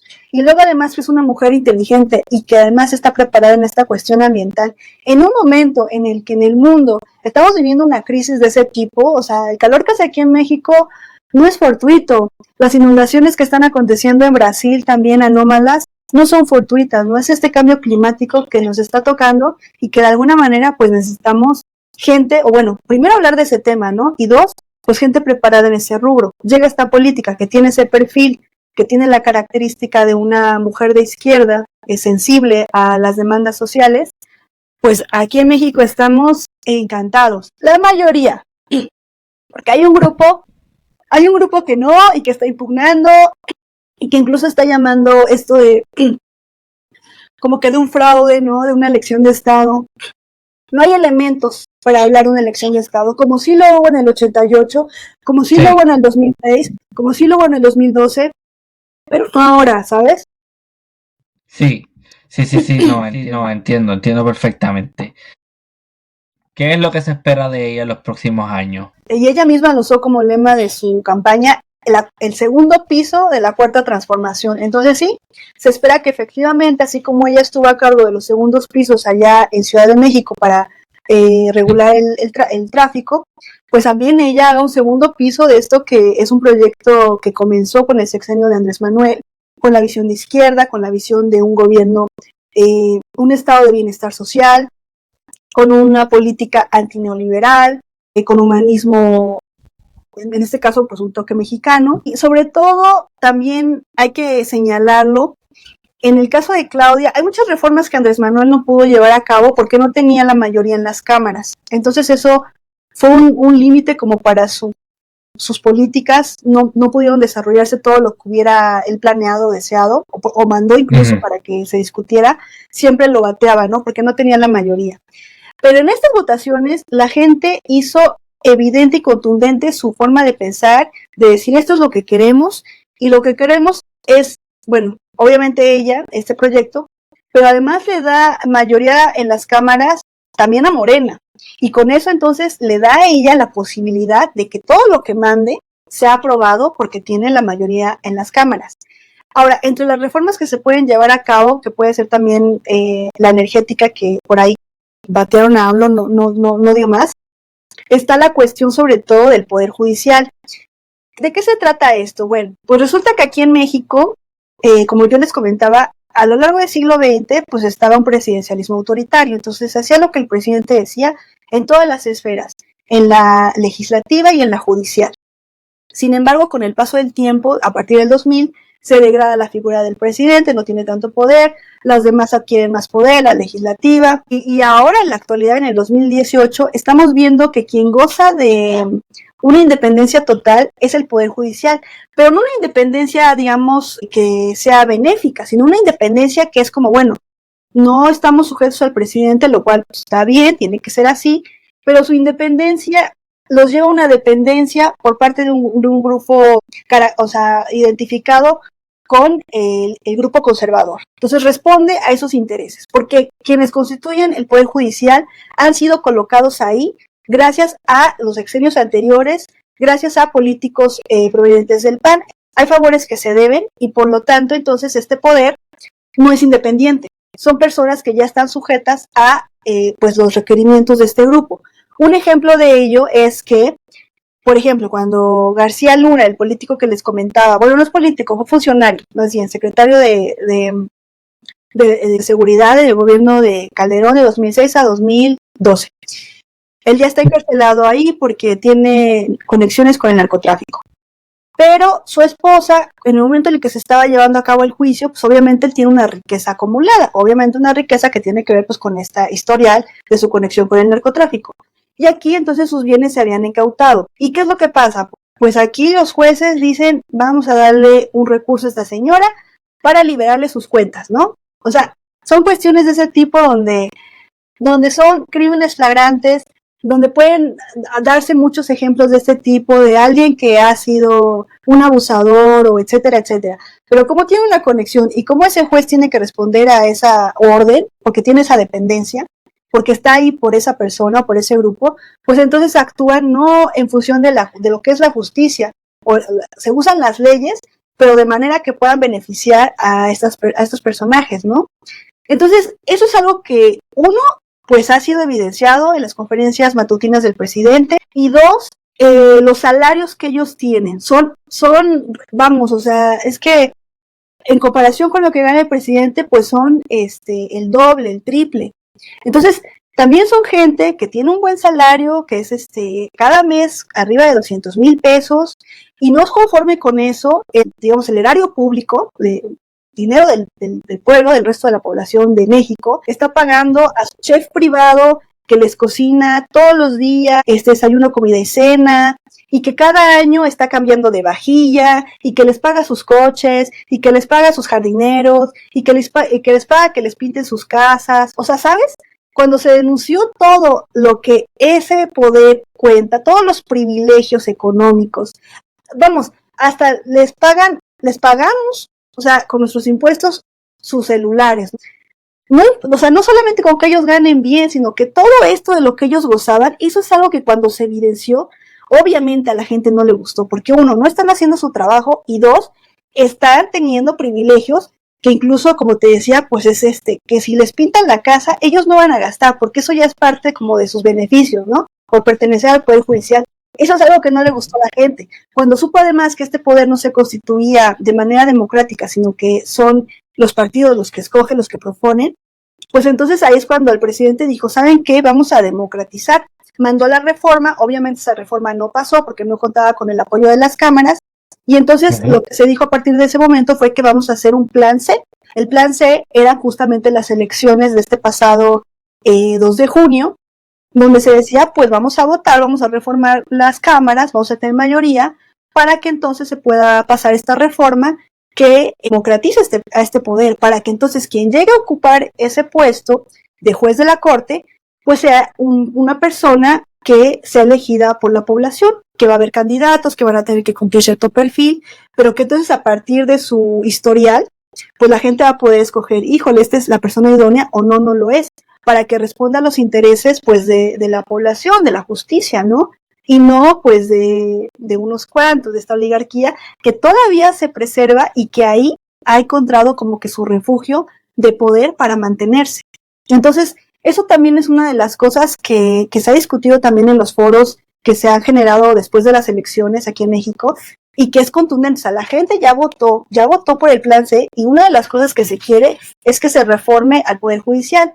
Cuando salieron a decir, como que hablar sobre ese tema, la gente de Morena que ya estaba en el Congreso, ahí fue cuando se cayó el valor del peso, cuando aumentó el dólar, porque es un tema, pues que obviamente es un tema sensible, que hay un grupo que no está de acuerdo y que lo hizo patente al momento de haber esa inestabilidad económica, ¿no? O ese decrecimiento del peso. Pero también la discusión que viene a continuación es como, bueno, no se va a sujetar el vox populi, ¿no? El deseo de la población a la cuestión económica que unos cuantos pues tienen el control y manejan, ¿no? O sea, no va por ahí. Va a tener que haber esa negociación y va a tener que haber esa reforma. Entonces, esa es una de las cosas que son de las más importantes de lo que se viene con el gobierno de Claudia y de lo que la población más espera. O sea, ella no podría no hacerlo, ¿sabes? Tendría que reformular, democratizar el Poder Judicial. Importantísimo. Habla del narcotráfico, que es un tema súper importante, que Que es bien interesante porque cuando uno sale de México, lo que a menudo uno escucha son noticias y ve noticias referentes al narcotráfico en México, que sí es un problema gigante, es un problema muy serio, pero que también hay una vida sucediendo, ¿no? En el país hay una política que está corriendo, o sea que no. Porque muchas veces lo que la imagen que nos venden es un estado pequeño que ante el narcotráfico no puede hacer mucho. ¿Qué nos puede decir sobre eso? Bueno, mira, yo creo que sí se puede explicar. O sea, como yo te comentaba, este problema empezó desde 2006 por Sí. la falta de legitimidad del presidente, que en ese momento era Calderón, y que llegó, él mismo lo dijo en sus palabras, haya sido como haya sido, ¿no? Entonces llegó a la fuerza, de manera antidemocrática, y empieza esta lucha. Ahora, esta lucha contra el narcotráfico no fue planeada, no fue bien planeada, obviamente porque había intereses del propio Estado para favorecer un grupo. Por eso García Luna y su relación con el narcotráfico, con un grupo, se emprende una lucha que violenta todo el país, que saca a la milicia, pero de manera absurda, de manera no coordinada y no planeada. Obviamente porque la idea no era combatir al narcotráfico, sino combatir a ciertos grupos y beneficiar a otro grupo, ¿no? Entonces, ya desde ahí tienes un problema que, por ejemplo, actualmente, pues existe una Guardia Nacional, está el Ejército, sí, pero hay otro grupo también instruido de manera que combate, ¿no?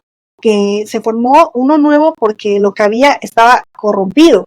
Entonces ya estaba asociado con el narcotráfico, entonces se tuvo que crear algo nuevo.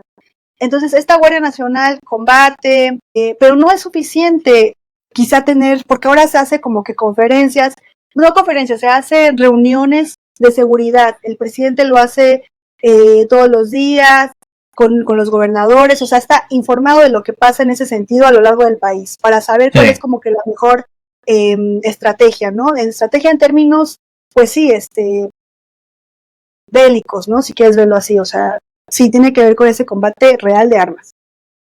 Pero no solamente es esa cuestión de combatir de manera estratégica o coordinada, también él ha pensado justamente los programas sociales para atender las causas de ese grupo, de que se fortalezca, ¿no? Pues claro, va sumando nuevos adeptos, jóvenes, porque no se veía ninguna otra oportunidad en el país, no se tenía en términos reales, ¿no? Entonces, bueno, estos programas sociales ayudan para que no haya población que se sume, también hay condiciones que suman en ese sentido, por ejemplo, abrir centros culturales, centros deportivos, o sea, todo esto de alguna manera también es algo que ayuda a combatir. Y aún así, te digo, ha sido tan desatado que una vez que lo destapas con ese ímpetu de violencia que llegó a tener desde 2006, de personas decapitadas, de personas deshechas en ácido, o sea, por eso te hablo de un grado de violencia que antes no se había registrado, ¿no? Pero que esta lucha pues hace que se cree. Entonces, bueno, ahí están los programas sociales o los centros culturales deportivos tratando de contrarrestar o de apoyar para que haya otra alternativa para la población joven o más grande, pero sobre todo la joven. Y del otro lado, yo creo que sí es un tema delicado porque obviamente el crimen organizado siempre ha estado, el problema del narcotráfico siempre ha estado, pero una vez que se empieza esta guerra a partir de 2006, bueno, no, o sea, tendrá que ser a los pocos y tendrá que ser, pues, insistir en estos programas sociales, insistir también en coordinar de manera que baje la violencia. Una de las cosas que también destaca de Claudia es que cuando ella fue jefa de gobierno pudo disminuir la inseguridad en Ciudad de México. Eso es algo que también como que le suma a su perfil de que, mira, pues además ella ya probó su papel de alcalde, bueno, de jefa de gobierno, que da buenos resultados en cuanto a seguridad, así que se considera que ella va a tener también un buen programa, al menos una planeación o una coordinación que también lleve a bajar estos índices de violencia, ¿no? Ahora, no sé si eso se discuta, la verdad, pero en términos personales yo lo considero que también tendría que considerarse, si pensamos en esta pregunta que tú formulas, pues también la legalización, al menos, de la marihuana. O sea, hay una pelea incluso aquí en México, hay un movimiento que lo está buscando desde hace tiempo, que obviamente no lo ha conseguido, pero que considera que una vez que eso se regularice, se acepte y se regularice, bueno, no es que acabes con todo el narcotráfico, porque obviamente se consumen drogas fuertes, ¿no? En Estados Unidos. Si México tiene este problema también, pues es porque los consumidores son de Estados Unidos. O sea, incluso, fíjate, respondiendo a tu pregunta, también tendría que estar involucrado Estados Unidos, donde ellos también den apoyo a su población. Una de las grandes críticas que ha habido por parte de AMLO en ese sentido es que ellos destinan más dinero a las guerras, financiar guerras en otros lados, pero a su población no le sueltan ni siquiera derecho a la salud. Obviamente menos apoyo a la juventud. Y yo estoy de acuerdo con esa crítica, eso es así. Trillones y trillones y trillones de dólares en guerra que son injustificadas y mientras tanto el sistema de salud por el piso. Sí. Eso es así, es la realidad, sí. Pues para mí yo estoy de acuerdo con eso. Bueno, para mí sería, uno, pensar en la regulación de la marihuana, que ya por ahí le entra por lo menos de un lado a ese mercado y que existe aquí en México como existe en el resto de la América Latina, entonces ya es como que, oigan, pues ya regúlenlo, ¿no? Para que ahora sí ya nos vayamos entendiendo en este sentido. O sea, yo creo que ayudaría. Y dos, ahí se tendría que ver con los Estados Unidos, que ellos también tendrían que reformular sus programas sociales porque los consumidores son de allá. Se produce aquí y porque se vende allá. Ok, en términos estratégicos, lo que se está dando, ¿es comparable con lo que ha hecho Bukele en El Salvador? Pues no lo sé, fíjate, ahí yo no tengo como que tanta información para poder dar una opinión al respecto. No me reservaría ese comentario. Perfecto, lo entiendo. Bueno, pero como quiera que sea, la exposición sobre la política mexicana del siglo XX y cómo hemos llegado a la elección de Claudia Sheinbaum Pardo, magistral. Así que yo agradecido por eso. Yo creo que yo tengo un panorama bastante claro ahora, sin ser mexicano y sin saber previamente la historia de México. Yo tengo un panorama más claro de lo que está pasando allí ahora. A mí, si me permites hacer un último comentario, yo creo que lo que está pasando en México es sumamente importante, no solamente a nivel Latinoamérica, sino a nivel mundial, porque este despertar de alguna manera hacia la izquierda, que está teniendo continuidad, se dio a partir de 2018 y ahora se reiteró de manera contundente, ¿no? Ella incluso tuvo más votos que Andrés Manuel en su momento y, como te digo, tuvo la mayoría de las cámaras. Entonces, en un mundo en el que existen dos proyectos, ¿no? Neoliberal o de izquierda, que, bueno, de izquierda está también Brasil con Lula, pero también una nación que ha tenido sus altibajos, digamos, también Lula no, va en su tercer, es el tercer gobierno de Lula, me parece, o el segundo. No, yo creo que el segundo. El segundo, sí. Porque ahí en medio estuvo el gobierno de Dilma, ¿no? Que a ella la tiraron, bueno. Entonces, o sea, bueno, tienes ahí, o tienes ya en Colombia a Petro, o sea, sí hay, no digo que no haya, pero también en Argentina tienes a Milei. Entonces, esto a nivel global, de alguna manera, el hecho de que México esté yendo para este lado, el hecho de que México se esté democratizando, no deja de ser, yo creo que importante, hasta porque si tú piensas, digamos, de manera histórica, por eso hay que abrir en ese sentido el panorama. A inicio del siglo XX, México tiene tiene la primera revolución en el mundo, la primera revolución social. Entonces, de alguna manera, lo que pasa aquí en México no deja de ser cualquier cosa, impacta en el resto del mundo. Que tiene que ver, obviamente, con su cercanía con los Estados Unidos y con lo que los Estados Unidos es, obviamente, ¿no? Pero por eso las cosas que pasan aquí no son, o sea, no son para dejarse pasar. Y el hecho de que México se esté democratizando y esté yendo a la izquierda, yo creo que también de alguna manera ayuda a pues que esta visión o estas críticas al Estado neoliberal en el mundo se hagan presentes, incluso también cómo se ha posicionado México como nación, porque tiene el poder, la soberanía para criticar incluso a la ONU, a decir, bueno, ¿y ustedes qué están haciendo? ¿No? ¿A qué se dedican? O sea, a problemas en el mundo que ustedes no resuelven. O sea, México ya tiene cierta autoridad y cierto proyecto que entonces, o sea, con las cosas que están pasando aquí, con los programas sociales, con esta visión de lo que debe ser además la democracia. Antes la democracia en México, a partir de la revolución, era entendida como, pues no la no reelección. se reducía de alguna manera y se preservó ese legado a lo largo del siglo XX, exceptuando, claro, la candidatura de Obregón, como te decía, que se volvió a reelegir. Bueno, digamos que haciendo eso a un lado, a lo largo del siglo XX con el PRI se conserva esa noción de democracia. Sí, pero ahora nosotros estamos ampliando esa noción. O sea, no solamente se trata de que haya elecciones, de que no se reelijan, de que se respete además el mandato popular, o sea, que sí sean reconocidas esos votos, sino que además también la democracia es ese gobierno y ese beneficio para la mayoría de la población, que tiene que verse reflejada justamente en estos apoyos que tiene que tener la gente, en esos derechos que no solamente están, digamos, escritos en la Constitución, ay, sí, la educación o la salud o la vivienda, ah, sí, pues ahí está escrito. No, sino que en términos reales se hagan válidos. O sea, aquí ya están haciendo, con esta nueva época de México, con esta, lo llaman de cuarta transformación, pero definitivamente es una ruptura de lo que era y de lo que es un siglo XXI que México está, pues sí, yo creo que liderando y dando ejemplo y abriendo la discusión de lo que debe ser la democracia. O sea, una democracia que atienda a todo mundo, porque si no es eso, entonces no podemos reducirla a, por ejemplo, lo que pasó en Argentina. Ah, pues la mayoría escoge a Milei, ese loco cómo llega de candidato, pues no sabemos. La extrema derecha, también eso no hay que perderlo de vista. La extrema derecha pasó en Brasil con Bolsonaro, ahora nosotros, en el futuro, yo al menos no pierdo de vista eso, porque los de la derecha se enojan y además hacen extremos, ¿no? Sí, pero la democracia no solamente como a ver quién va a votar y quién gana, sino que, o sea, que haya un poder en la población, que haya derechos que no se discutan, que sean derechos que tengan, que se trabaje para que se validen.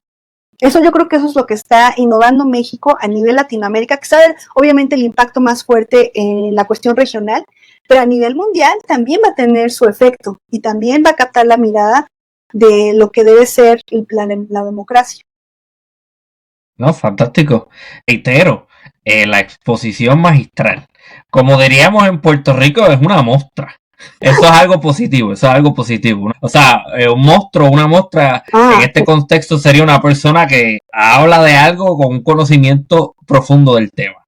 O sea, que eso es lo que estoy diciendo. Sé que hay una diferencia en el español que hablamos en Puerto Rico versus en México, sí, pero es positivo el comentario. Ok, ya me estaba preocupando. No, para nada, no, para nada. Pero sí, no, muy contento, muy satisfecho con todo el trabajo que se está haciendo, porque eso era lo que yo estaba buscando, más allá del hecho de que sea la primera mujer electa y más allá del hecho de que sea judía o lo que sea, que eso es lo que está haciendo noticia también. Sí. Yo quiero el panorama, los eventos históricos y los procesos históricos que han hecho que ella llegue ahí. Y ya yo creo que con este episodio se logró. Así que muchísimas gracias, doctora Berenice Hernández Pérez, por haber participado de esta edición del Archipiélago Histórico. Muy contento y muy complacido. Yo creo que a la gente le va a encantar mucho esto. Pues soy yo, Ramón, la que te agradece la invitación. Me entusiasmó mucho hablar sobre este tema desde que me lo plantearon, porque obviamente es pues de los temas que estoy trabajando, ¿no? Me estoy remitiendo, como te decía, a los 80, 90, estoy de manera como más detallada, pero no dejo de tener la visión a largo plazo y de hecho me planteo esos temas justamente por lo que estaba pasando, ¿no? Y mira que cuando empecé los temas no era 2018, era antes de eso, ¿no? Y había una desilusión y había pues esto ya, o sea, un estado fallido. Verdaderamente 2018 fue una sorpresa para todo el mundo aquí en México y lo que está pasando ahora, bueno, aquí el presidente lo llama de tiempos interesantes, pero yo más bien compagino con otra amiga brasileña que me dijo, es que son tiempos maravillosos. Efectivamente, aquí en México estamos muy satisfechos porque la mayoría de la población está escogiendo este camino, que también, como te digo, no es fortuito. O sea, nosotros tenemos la tradición de los principios de la Revolución Mexicana. Obviamente este pueblo, bueno, al menos la mayoría, pues tiende a pensar pues en un bienestar social, ¿no? O sea, se queda esta idea. Y ahora el hecho de que pueda ser respetada la voluntad popular de la mayoría y de que haya un proyecto que nos encamine como nación para despegar, para crecer, ¿no? Porque de eso se trata.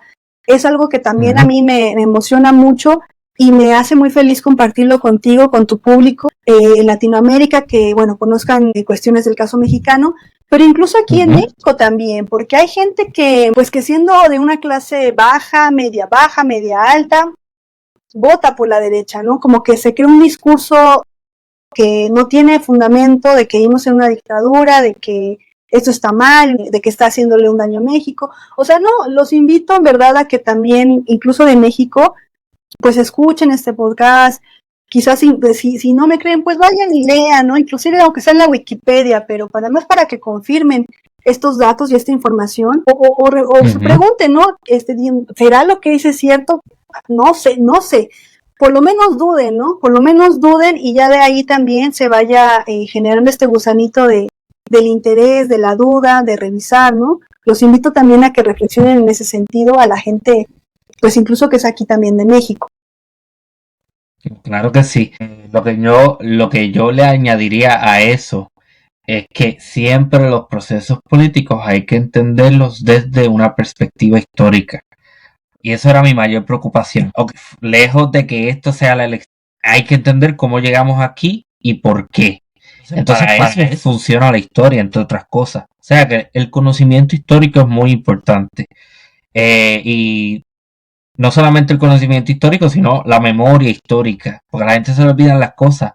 Que si bien ve como estas cosas que están pasando en México como algo positivo, la realidad es que la historia es cíclica y los procesos, si no se mantienen y no se cuidan, pueden volver a un estado negativo otra vez. O sea que el conocimiento histórico ayuda a que, ya sabemos lo que pasó en las pasadas décadas en México, ya sabemos lo que ha dejado el neoliberalismo y ya sabemos lo que ha hecho la oligarquía. Ese progreso se puede perder, es una realidad, pero eso se puede combatir a través del conocimiento y a través de una concientización histórica. Así que por eso es que yo también quería hacer esto, porque tenemos que empezar a dejar de mirar el titular de hoy o el sensacionalismo de la noticia de hoy. ¿Cómo llegamos aquí? ¿Para dónde vamos? La historia nos ayuda a contestar esas preguntas. Así que es sumamente importante. Nada, para la audiencia, suscríbase si le gustó este episodio, apoye el podcast, recomiéndelo. ¿Tiene algún proyecto o alguna cosa que le gustaría promocionar? Pues mira, actualmente estoy haciendo postdoctorado aquí en México, en la Universidad de Sonora. Estoy trabajando ya las elecciones del 94, entonces sí estoy en esos temas, ya futuramente habrá un artículo al respecto. Son temas nuevos porque los historiadores de aquí son temas o periodos que son muy cercanos y todavía México como que nos da miedo que no tenga 50 años de antigüedad. Entonces, pues son así temas novedosos. Pues fui contemporánea a los hechos, era yo una niña cuando transcurría ese año interesante que te digo por toda la serie de acontecimientos que pasan. Entonces, pues nada, estoy en eso actualmente. Me emociona mucho tener la oportunidad de hacer ese trabajo de investigación. Lo que mejor hago yo, pues es hacer historia, investigar, así que me siento muy emocionada por darle continuidad a mis estudios de ese periodo, que es la última parte del siglo XX. Y sí, fíjate que para entender, porque como yo empecé, te decía, estos estudios, en un momento en el que en México pues no había democracia, un poco para entender cómo habíamos llegado a eso después de la revolución, que fue uno de los temas que primero comencé a estudiar, y era como, bueno, pero ¿cómo llegamos a esto, no? Entonces, ahora me interesa justo tener conocimiento de esto para, en un futuro, como tú bien lo decías, ¿qué podemos aprender del pasado para no cometer esos errores? Porque una de las cosas que uno ya empieza a pensar es como que Morena se puede hacer en lo PRI, ¿no? O sea, también es un partido que puede acumular tal poder, que empieza a tener ciertos políticos que, bueno, no comparten tanto el pensamiento de izquierda progresista que impera actualmente en el proyecto. Un poco también como para empezar a cuidar esos aspectos, por lo menos a tener la visión de que, mira, podría ser para allá, hay que cuidar esto, ¿no? Estos detalles, en fin. Entonces eso es lo que actualmente hago. También tengo un documental que estoy exhibiendo por partes. Los invito también a la audiencia si quiere saber sobre el tema de Pancho Villa, para quien lo ubique, que es el revolucionario como más conocido fuera de México. Él hizo películas con la industria del cine estadounidense, firmó un contrato cinematográfico en 1914 Actualmente estoy haciendo un documental sobre ese acontecimiento. Lo estoy estrenando por partes y en mi canal de YouTube, que es de Berenice Hernández Pérez, si ustedes buscan Villa, el cine de la revolución, van a encontrar las primeras 4 partes de este documental casero, porque además fue algo que hice como que por iniciativa propia, no hay ningún patrocinador. En todo caso es pues es lo que, como tú, es para difusión histórica, de manera que pues este conocimiento que uno genera pues pueda ser conocido por el público, porque si uno se lo queda o se queda solamente en artículos o en libros, pues definitivamente no va a llegar a la gente, ¿no? Y como en la academia. Sí, o sea, y ahora que tenemos estas plataformas, pues hay que usarlas y hay que difundirlo y hacerlo de la manera más amena posible. Entonces ahí los invito también. Quien guste saber sobre este tema, tener información al respecto. Bueno, fantástico, ahí lo tienen. Está muy bien la divulgación, muy buena comunicadora. Así que vamos a ver si a lo mejor en un futuro hacemos algo sobre la Revolución Mexicana. No sé, eso lo dejo sobre la mesa. Seguiremos en contacto.